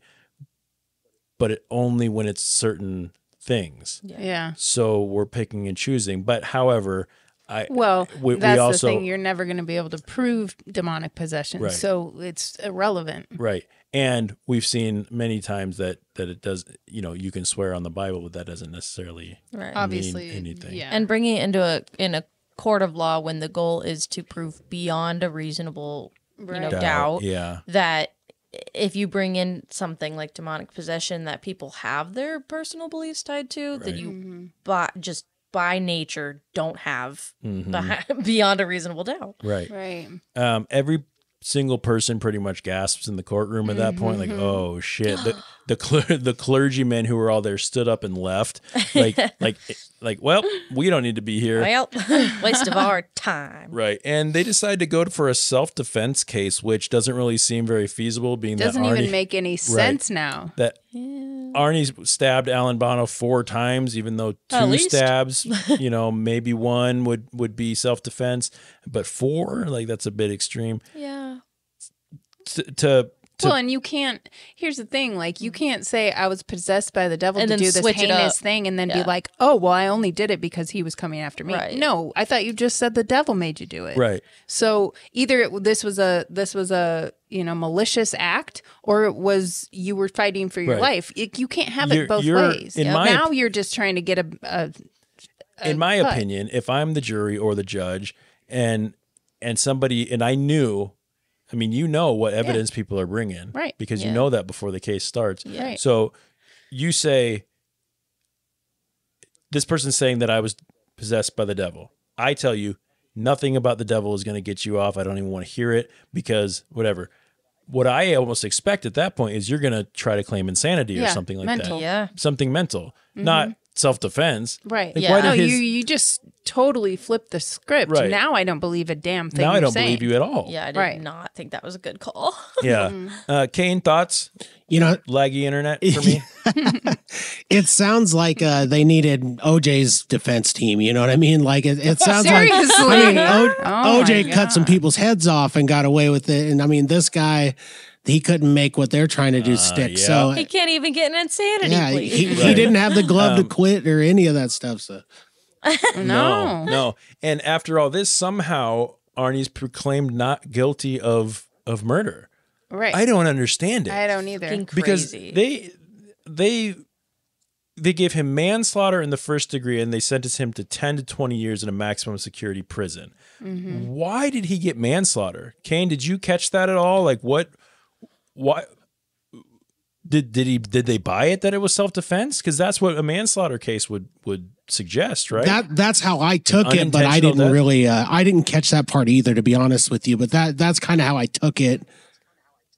Yeah. It was shocking to me that that manslaughter was even brought into it. Yeah. So correct me if I'm wrong, but manslaughter is an unintentional killing of someone. If I accidentally hit someone with my car, I could get vehicular manslaughter, right? Yeah. So it's and I guess I don't know what the first degree is in manslaughter. Yeah, so generally with murder in the first degree, it would be premeditated. Right. Correct? I think How do you premeditate manslaughter? I think there's an element, I think Lauren's Googling it, but I think there might be an element of like the fact that he was like stabbed, like, because there's like you can get manslaughter for like a bar fight if like you punch someone and then they end up in the hospital later and then die. So you can be taken to jail for manslaughter. So I feel like it might have something to do with that. It's an assault where you didn't necessarily mean to kill that person. Yeah, it might. But you still did something that killed them. It was still malicious, but you didn't mean to kill them. Lauren's about to confirm everything for us, but I feel like that probably plays into it a bit. Yeah, that's true. So a person is guilty of manslaughter in the first degree when he or she recklessly causes the death of another person or intentionally and unlawfully kills an unborn child. That doesn't... Okay. Yeah, it just says... so recklessly kill. So recklessly, whereas like you participated in. So if you're driving 50 miles an hour in a 25 and someone steps out on the street and you hit them, it was still an accident. You didn't mean to do it. But like you were being reckless. But you were being reckless, that kind of thing. I think so. So that makes sense with this scenario because he was fighting with a knife and drinking and like whatever. So if it was going to be manslaughter, like then... maybe it wasn't premeditated. That's all there is to it. I don't know. And then the second degree would be, but that would be a second murder in the second degree because it was an unintentional. It wasn't premeditated. It was that would be confused. murder in the second degree would be if you did it like a rage killing, like if you were like I'm so mad, you like meant whatever. to kill them. Yes. I don't think. I think this one they're saying that he didn't mean to kill him. He didn't go with the intent to kill. Mm-hmm. It was an intent to harm, but not an intent to kill. And I'll bet you him not remembering any of it, if that's true, and having if being reckless is getting drunk and getting into a fight, right, and bringing a knife into it, that's all reckless behavior, right? Anyway, I don't know. And can we just talk real quick because I don't know if anybody caught this, but so was he eating the Sominex too, or no, Arnie? That's a good question. Like, I wonder if he had it too, because there's very few times where they were on the tapes with David that Arnie was not there. He was there through the whole thing. I got to imagine he was eating it. I imagine he was eating it less consistently than other members of the family, but yes. You know what I mean? But like when he got into this fight, like if he's drinking on a drug like that, like that could make him black out to where he doesn't remember, but I don't know if he was even eating the spaghetti at this point. It's a spaghetti. Are you eating the spaghetti? Spaghetti. The spaghetti. The spaghetti. Debbie calls the judge sick and insane, which to me, like, that's obviously just an emotional reaction. But, right. Can I pause real quick and just say how fucking great Carl Sr. looked when he went to court? Did anyone catch how, like his stylish ass like get up? I didn't even notice. I'm gonna have to go back and look. Yeah, I think I'm gonna find a picture of it and put it on our social media when we do this, because the dude looked fucking awesome. He had like I don't even know how to describe it, but like a killer belt buckle and like a cowboy hat kind of thing, and he looked awesome. Anyway, that's amazing. Yeah, but Arnie was let out in only 5 years. For good behavior, and ended up marrying Debbie while he was in prison, and they had a couple kids too. So anyway, Debbie's a real one for sticking with him. Well, and I'm dedicated. I'm going, well, she had essentially, yeah, literally, she literally had to. Essentially, this guy got away with murder. Yeah. I mean, took out his problem. He didn't have to be a jealous boyfriend anymore. Jealous husband. And you killed a man. And you served 5 years in prison. Insane. Yeah, that's crazy. People serve longer than that for having marijuana methamphetamine. on. Right. You know, I mean, it's not great, but no, you're right. And then gets out and gets to have a family and have his life. Yeah. Yeah. Pretty crazy. It's like detention. Yep. I loved also, this is kind of backtracking a little bit, Go but ahead. I loved the headline for when he got sentenced or whatever. What was it? It was, they were, it was, what's the sister? Debbie? Debbie and Arnie kissing, and it said demon lovers. You would notice that. It was great. All right. Cain, thoughts on the trial, man, and any of the murder stuff? I know we just kind of, we acted like little hens and chickens over here for a minute, but I think you guys covered it pretty well. I mean, I think that my opinion on the paranormal side might be different from you guys, but when it comes to the trial itself, thank goodness that people threw that out. You know, that a jury of his peers actually did what they were supposed to do, which was pay attention and kind of throw out all the malarkey. That's the type of thing I would hope if I ever get possessed and kill somebody with. I hope that absolutely I get a good, I hope that that's not the case. And I don't want to be possessed, by the way. Right. But, you know, we also hope that doesn't happen. Yeah. I don't want, and I certainly don't want to kill anybody. Listening. Yeah. Yeah. No. I already asked for the demon at the beginning of the show to possess me. So I would like to revoke that statement if you are actually. My God, yeah. Molly. It's Cain. Yeah, it is you. Oh, God. So, yeah. So one final thing I want to talk about, we've already kind of talked about it a little bit, but I can't help but mention again that I kind of feel like Ed and Lorraine Warren were kind of crooks after all this. After the trial and conviction, Ed and Lorraine, as well as Lucy Glatzel, the mother, they start to try to capitalize on this story, and they all seem to be loving it. The Warrens had an agenda. They make a nice, scary story for everyone. They even say scary sells, so let's write the book nice and scary. These are impressionable young children who are being told to ham it up, and the family writes a book, right? They write this scary story, and the Warrens basically disappear. They leave them out. They give them basically nothing while they go and get rich and continue to get rich off these stories today. It's hard for me to say that this was a super upstanding couple of people. Whether or not, like Cain said, whether or not they bring a lot of cool stories or information or expertise to the paranormal investigative whatever field, I appreciate that. But if you as a person are kind of a scumbag because you went and you're they're getting their bag. Yeah, what's the word? You're I guess you're just taking advantage of families and their stories exploiting. Exploiting. Thank you. Yeah, there you go. And to get rich, I mean, that I don't have a whole lot of respect for. Yeah. Any thoughts on that, team? I mean, I personally think, I think you're dead on that.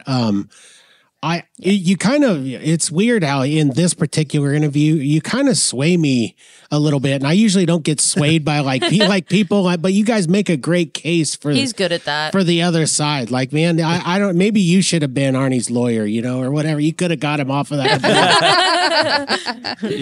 He would have had a better shot, maybe. Sparkle in his mother's eye, Jeff's mama cat's eye. Yeah, Jeff's mama cat, she just loves me. I know, yeah. Only Jeff. I'm just joking, Mom, I'm kidding. Yeah. Love you, Kathy. Love you, man. Listen to Inside the Mind of a Cat if you want to hear our mother. She's great. Kathy. She's that wonderful. already out? I wish I was her child. Yeah, when I this love her. comes out. Yeah. Okay, never mind. Okay, let's get into our feelings. Where does this sit with all of you? When credits roll, how are you feeling? Cain, I'd love to hear your opinion first. Credits roll on this. How are you feeling? Not now, but then when you watch this. When I'm done watching it, I kind of come out of the darkness for a second, get away from my teddy bear that I'm holding, and I start to. It just left me with a really creepy feeling, only because of the paranormal side of it. It played out like it played out more like a paranormal story, most of it, than it did a true crime. So that was kind of nice to me because wasn't what I was expecting. But on the other side of the coin, it kind of left me angry with the Warrens but maybe the power of suggestion on that was just so much. But I felt like they did paint the Warrens as some crooks. Yeah, for sure. And I might be guilty of seeing them that way if that was how they painted them. There could be 100 other documentaries that, paint them in a different type of light that I just haven't watched, or different stories or things like that. So maybe this was a more biased documentary than I realized. It might be. Yeah. For me, and I'll get to y'all's feelings, but I'm going to interject here for a second. But Fine. I tend to lean, as you guys know now, to more of the skeptical side and say if there's any way to explain it away without the hoodoo. What? Oh wait. Do what? I thought we were doing the whole labyrinth thing. Hoodoo. Voodoo. Do what? Remind me of the Babe. Yeah. If there's a way to explain it away without that, then I would. Cain, do you know that reference? No, but it's hilarious to listen to. Okay, yeah, good. It was good. I'm glad I'm not the only one who doesn't get the reference this time. The Labyrinth. Okay, go check out David Bowie's Bulge. crotch lamp. Yeah. All right. So it's a national treasure. I'm going to explain it away with the things that are not. And to me, Carl seemed to have a lot of the good explanations, and people being greedy, people wanting to sensationalize a story. Yeah. There's nothing new about this idea. I don't buy any of it.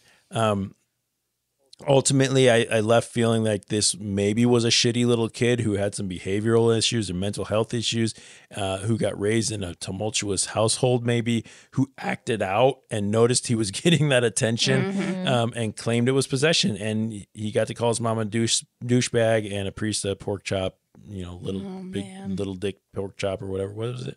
It was fat dick. Fat dick, yeah. Little dick. Get it right. I like little dick pork chop. That is hey, good. you know what? You like can it. use that. Yeah. Anyway, that was my feelings. I walked away from it going, that there's something getting blamed for a straight up murder and bad behavior. Yeah. And it was blamed on supernatural. Yeah. Lauren? Credits roll, and I think that the devil was an easy out for this guy. Yep. Yeah. I also kind of felt conflicted. I kind of talked about this before, but I wished we knew more about the Somonex thing and when, why, to who, for how long. That's the story. I wanna hear. Right. Yeah. I want to know how was going on there. Is it like every meal? Right. Like, and how do we know? And how do we know for sure? Like, because I feel like that's the key to this whole thing. Because if everybody's hallucinating. It's probably all of the sleeping pills that are ground up in their spaghetti. Bless that you. is disgusting. Also thinking that Ed and Lorraine Warren are charlatans, that they're hokey as fuck and prey on people who are scared. And what? I'm just laughing. Okay. I think that people are scared and they're looking for something to make sense of what's happening to their, whether it's mental issues or whatever it is that's happening. They're looking for something to pin it on, and Ed and Lorraine swoop in and are give them something to. Ooh, hey, it's probably the devil. Let's capitalize on this. But really, we can blame all of this on like the worst combination of things. Well, what I was going to say though is we can blame all this on the damn neighbor who is the tarot reading person that pushed them to go talk to Ed and Lorraine Warren were like, they were like the what's that guy's name? Billy Graham. Billy Graham, yeah. Of, demonology. So, I mean, if we're in 1981 or whatever it was, we're doing the same thing. Yeah. But it was your fault.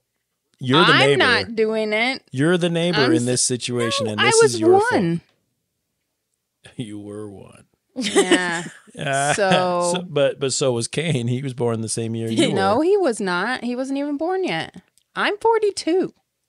Wasn't even born yet. He was born in 19. You were born in 81. Yes. I was born in 82. See? Son of a goddamn bitch. I mean 80, yeah. I hate being wrong.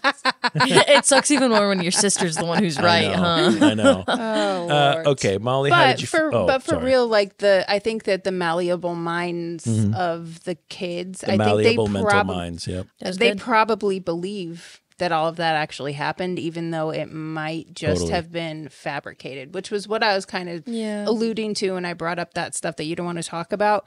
Yeah. Because I remember things from then that probably did not happen the way that they actually. And I don't remember them at all most of the time, and that also says something as well. I have that same experience with my sister too. I never remember anything, and she's like, "Do you remember this one time?" And I'm like, "Now I do, and I'm sad about it." Right? Yeah. Molly, credits roll. Feelings. Credits roll, and I was happy to turn the TV off. I enjoyed it, but it just made me generally uncomfortable, and it kind of made me just overall sad. It, like I kind of said, it was the worst combination of things to intersect at one time. Like a mother with mental illness who is deciding to take things into her own hands, a broken home of some variety, and the boyfriend that apparently has murderous tendencies. And from my perspective, the devil did not make him do it, but I understand that, and maybe the sleeping pills did or whatever, but it was so many sads. There's a lot of components going to it. It was a lot of scared people. Yeah. Like being scared can make you do some weird shit. They want to find something that is going to make it all make sense, and there's so many different elements of it that honestly the only thing that overarches and can make all of it wrap around and tie together, Satan, Lucy herself. Right. I mean, and that's the thing is that it's so hard because at that time, mental health care wasn't the same as it is now. So you can't even, it probably didn't even really cross their mind that could be part of it. No. You know, because we're in 1981. Nobody's it makes me wonder what they would do with that now. Well, and look at the Cropsey thing. You know what I mean? That wasn't very far off. So if I say I'm insane, which is probably why they didn't go that route, guess where you're going to end up? Probably Staten Island with those people. And if we sitting in your own shit for weeks. And if we went back even another couple centuries, you would have been burned at the stake you a would long have been time ago. Dead. Yeah. No, you personally would have been. Oh, you definitely would have been. Yeah, for sure. Oh, for sure. Okay. Should we get into ratings? Yeah, we're going pretty long for this episode, but that's okay. I think we're at 2 hours right now. But that was bit the mic. No, it was my gland. Just take a chomp out of it. Okay, finally we've come to the time where we need to rate this documentary. With an official documentary rating, each crew member scores the documentary on a scale of 1 to 10 items, with 10 being as bad as a nightly dose of Sominex in your meatloaf, and 10 being as good as a Roman Catholic cardinal's paycheck. The item that is used for scoring changes each week depending on the content of that documentary. This week, we, of course, used Fat Dick Pork Chops. Fat Dick Pork Chops is our rating item. So, Cain, let's start with you, man. How many Fat Dick Pork Chops did you give the devil on trial? And you can't change your answer after our conversation because we take the answers from the beginning of the show. Oh, I was going to change mine. What? Nope. You can't. Stuck. Too late. Well, I'm still giving 8 Fat Dick Pork Chops. A nice big Joel Osteen, rolling around in a, Corvette type style. Not necessarily cardinal status, but almost there, Yeah. Oh, that's great. Why an 8? What's so 8, obviously, it's 2 away from 10. Yeah, the 2 away. Yeah. Wow, math. 2 away from 10. That means that it's 2 points away from being one of the best documentaries or on par with the best documentary you've ever seen. What put this there for you? And there's obviously no wrong answers here. What made this that good for you? The reason I say it's that good is because it was just the entertainment factor of it all. I mean, it was very entertaining. It did leave me with a weird feeling at the end. It gave me all sorts of emotions throughout. So that's why I gave it an enthusiastic 8 pork dick, whatever. Fat dick pork chop. Pork dick. Pork dick whatevers. No, I love that. Thanks, pork man. dick tenderloins. Yeah. Oh my God. All right. Thanks, Cain. Molly, let's go to you. How many fat dick pork chops did you give The Devil on Trial? I gave it 5. Okay. So on your 5 what? I'm sorry. 5 fat dick pork chops. Okay. 5 pork dick whatevers. So on your scale, I would say that ranks as a 5. It's a minor exorcism right there. Yes, minor exorcism. Yep, Minor just a exorcism minor. right there. Yeah. It's in that sweet spot. Yeah, right in the sweet spot of a minor. It's not too big, not too small. Yeah, Right. not cool enough for the Porsche, whatever. Right. The perfect exorcism. The perfect one. Just a little something.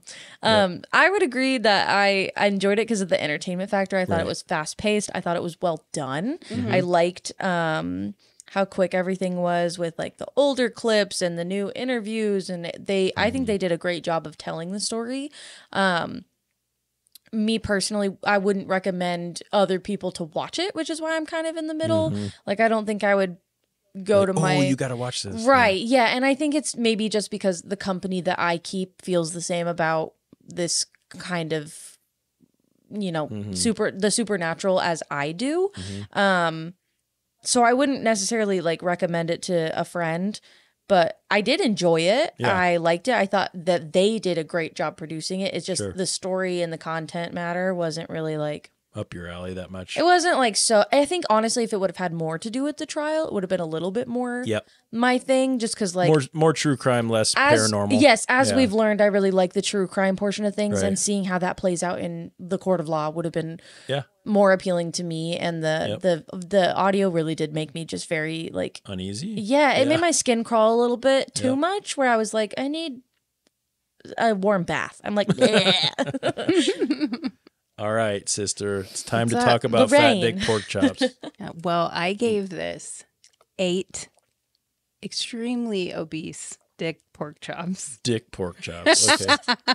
Okay, 8. 8. Talk about it. I thought it was really well done. I kind of alluded to this earlier, but I thought they did a good job of like hiding the twist. Yeah, you know, of like, well, there's actually this other explanation that could come into play here. And the twist, like a thriller movie, right? Yeah. And like even the fact that it wasn't the 11-year-old boy who did the murdering.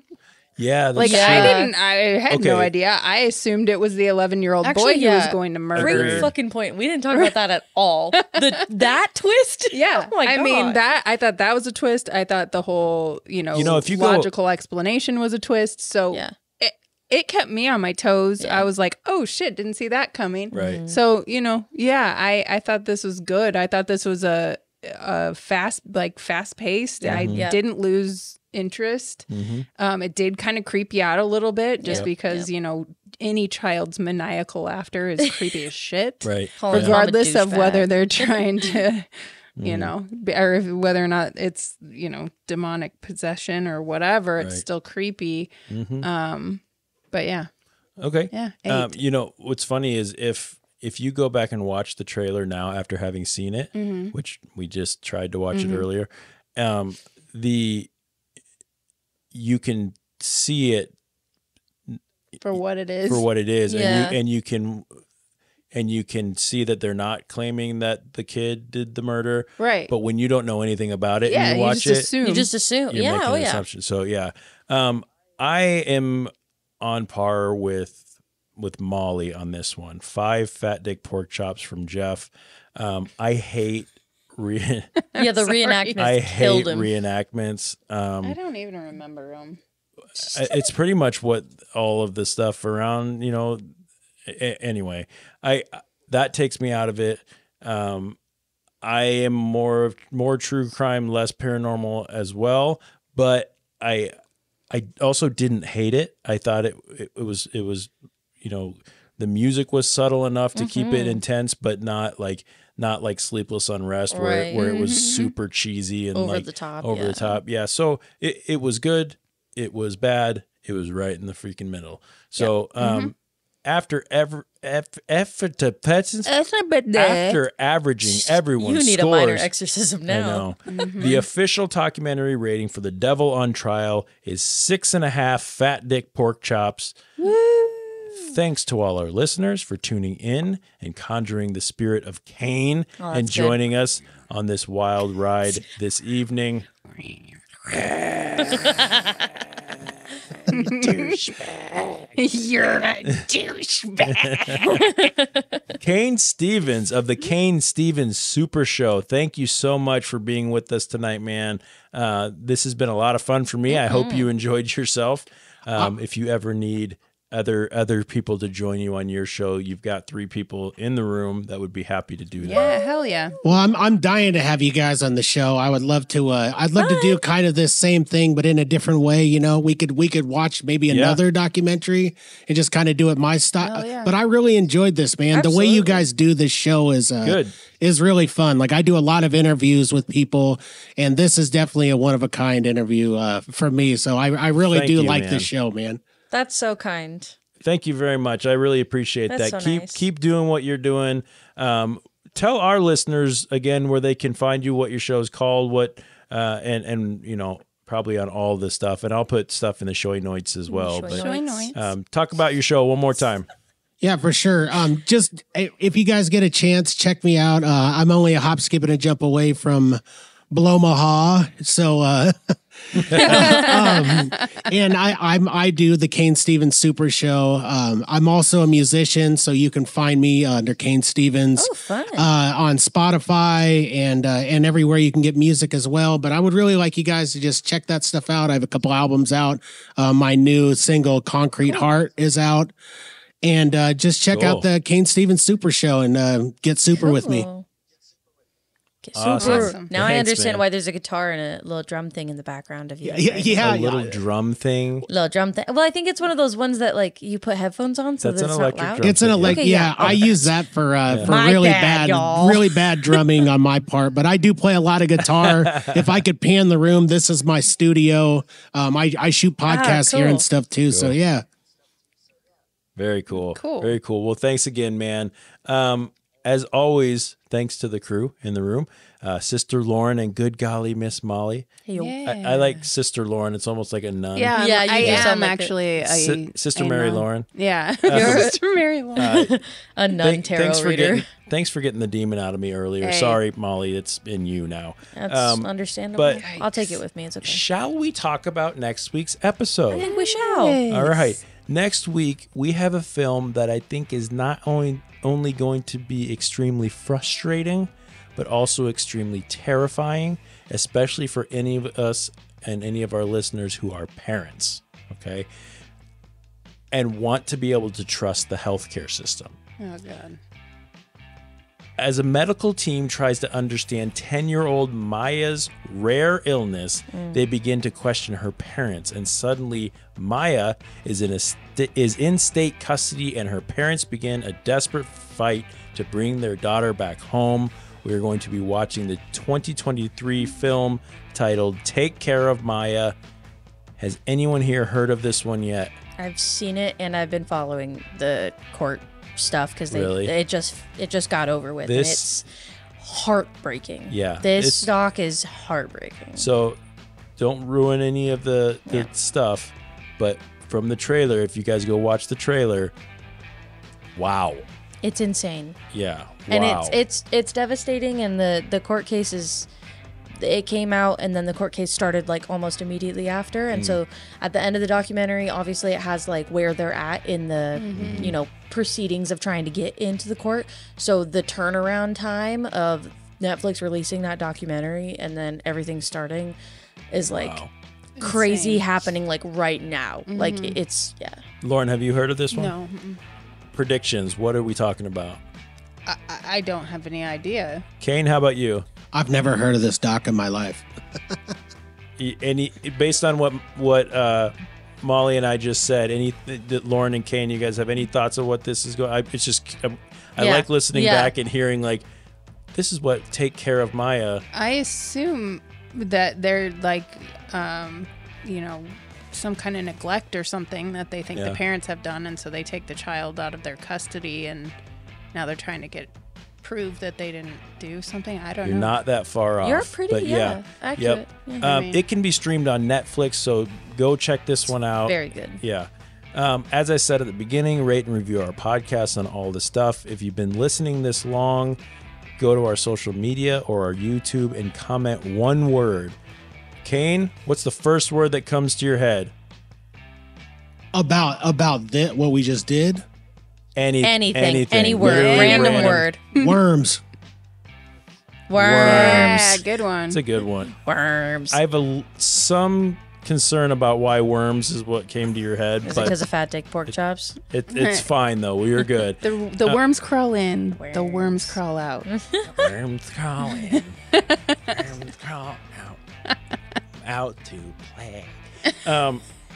Okay, so scary. Go and comment the word worms on anything that is Talkumentary, and we'll give you a shout out on our show. Worms. Next week, join us as we do our best to protect our children one documentary at a time. Cain, thanks for being here, my man. It's been a pleasure. Any parting words for us or the listeners? Just stay away from the devil. If you're in a trial, you know it. I think that's good words of advice. Or link up with them. I mean, he could be a really good asset. It depends on how it does for Lauren. On behalf of Lauren, good golly, Miss Molly. Say something. Hey, yes, on behalf of us. Thank you. Cain Stevens, Matt, and DJ in the post-production booth, and the entire Talkumentary family. I'm your host, Jeff Kolaski, and I want to thank you all for listening. I hope you keep your minds open and be kind to each other. Bye. Goodbye. Welcome to Talkumentary Secret Trivia. If you've been listening, Secret. I got a secret. I forgot that song existed. Yeah, if you've been listening and just letting the silence run in your car and your headphones, and you didn't go to the next song or the next podcast, then you are here with Secret Trivia with Talkumentary. We are back with Cain Stevens, good golly, Miss Molly, and Sister Lauren. Hey. We are going to be doing Bible trivia this evening. Yeah. You're welcome. Sister Lauren's about to dominate. Okay. I have never read anything from the Bible ever. Okay. I'll here's help our first question. Thank you, sister. What is the sixth of the 10 Commandments? The sixth? Yep. Oh, Jesus Christ. I mean... You failed trivia already. Wow. Cain, any idea? Taking the Lord's name in vain? Thou shalt not something. I have no idea on the 6th. Thou shalt not kill. Yep. Is that what it is? Sister Lauren. It is. It is murder. Was that a total guess? Yes. Amazing. I was going to say the cheat on your whatever. Wife yeah, or cheat on your whatever. wife. Or wait, Cheat on your wife. covet your neighbor's wife or something. Thou like shalt not cheat on your wife. I was going to say Shall fuck your not. neighbor, and then I was like, that's right. Fuck your neighbor as yourself. Thou shall not that's fuck wrong. your neighbor. Let's see. What 4 books of the Bible tell about Jesus' life on earth? I know this, but I'll give somebody else the... Not I. Cain? Cain? Any idea? Matthew, Mark, Luke, and John. I can't play because I have Yes. you, the man. Very good. This is a bonus question. One of Adam and Eve's sons was named Abel. The other was named what? I know. Never heard of the name. Cain, do you have a guess? Well, I know why you picked it. Yeah, I have a pretty good idea. I think it's Cain. His name's Cain. It is Cain. I get it now. I was like, what is the joke I'm missing? I was like, this guy's name's got to be so funny. I understand. I now get you it. get the joke. I get it. You really don't know it was anything funny. about the Bible. No, both of my dad's agnostic and my mom was atheist. So like Wow. What's that like? They raised us to basically say, we're not going to take you to church, but if you ever want to go, like we'll take you, but like we're not going to go. But like I went with like my friends just, like, sometimes. drop you off or No, like they would like if I wanted to, they would have taken me, but I see, we never had any interest in it. But they were like, read about any that you want, pick one, believe in it, cool, That's let real us know. Mm-hmm. It was like they were great about that. They sucked about a lot of other things, obviously, but like they had it was perfect. great religious views. It was great. Sure. Okay, next question. What were men trying to do at the Tower of Babel? Why did they build it? Were they trying to see really far? Were they trying to see if the earth was curved? No. No. Were they trying to touch God? Yeah. Shut the fuck up. I'm a genius. Kind of. They were building They're trying a to get tower close to him. to reach heaven. Yeah. Oh, that's cute. Did you know that, I did Cain? not know that. I'm just gonna start spitting things out. I did know that, but Molly, I figured I would say something dumb and probably screw it up. So No. Okay. How did the 12 brothers get rid of Joseph? Poor Joseph. Oh, they what put did him he in a do? rainbow coat and threw him to the wolves. No. Is he one of the brothers? Wait, Joseph is the one with the coat of many colors, right? Right. Yep. Okay. They The Technicolor Dreamcoat. yeah, Joseph in the Technicolor Dreamcoat. The question again was, how did the 12 brothers get rid of Joseph? Did they? That's verbatim. Yes. Okay. Did they ask him nicely? No. No. I'm fairly certain that they sold him. Be more specific. They traded him for They a sheep. traded him Oh, for a sheep. there we go. Cain? Nice. I don't recall this story at all. Honestly, I have no good answers. Okay. I feel like once you tell me, I'm gonna know. But They did sell him. Oh, hey, good To job. who? to Or to what? A sheep. the devil. No. They sold him to slave traders. Oh, sad. So that's Mm. that's Poor Joey. It's problematic. And then at what point did he meet Mary? Different Joseph, yeah. Different Joseph. Oh. Yeah. Okay. So let's do a couple more. Can here. you tell These we are go to fun. church every Sunday? Right. Yeah. Who was David's son that became king?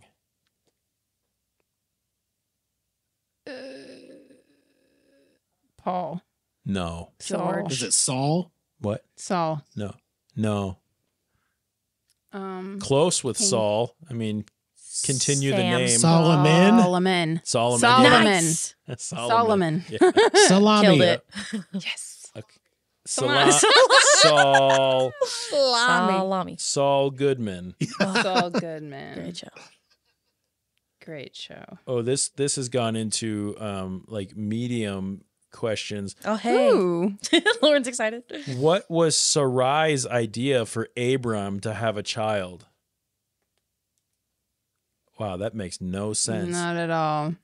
The answer is for Abram to have a child with Hagar. What? Wow, that's a dumbass question. Wow. Let's do one more. I'm going to scroll down and see if we can get like a real hard one. Oh, yep. That's great. We've been doing really I feel good like with the last one was episodes. really hard. Stab in the dark. Yeah, that one was almost We impossible. never knew Well, Hagar. Well, yeah. Van Hagar. Yeah, Van Hagar, of course. Okay, this is a good one. Okay. Last question. Okay. Okay. What Israelite saved her people from being murdered and was a wife of the king?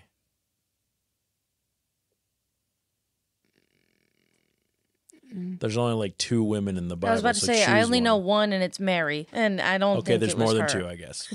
Baby Okay, Ruth. so Nope. was it Ruth? Nope. Okay, so how Nope. about wait, she was a queen? Well, she was the wife of a king, so that's all this says. Was can't who give was any the more. king? Do you know? I'm not gonna like look up Oh, and okay. Google the Separately. answer. Open a new tab right all now. I have is that Question. what Israelite saved her people from being Israelite. moited Moided. and was a wife of the king. I always go Australian. I can't do I like it. anything else. Well, yeah, your New York turns into Australian very smoothly. The only other female is name no I New can York. think of is Sarah. Was it Sarah?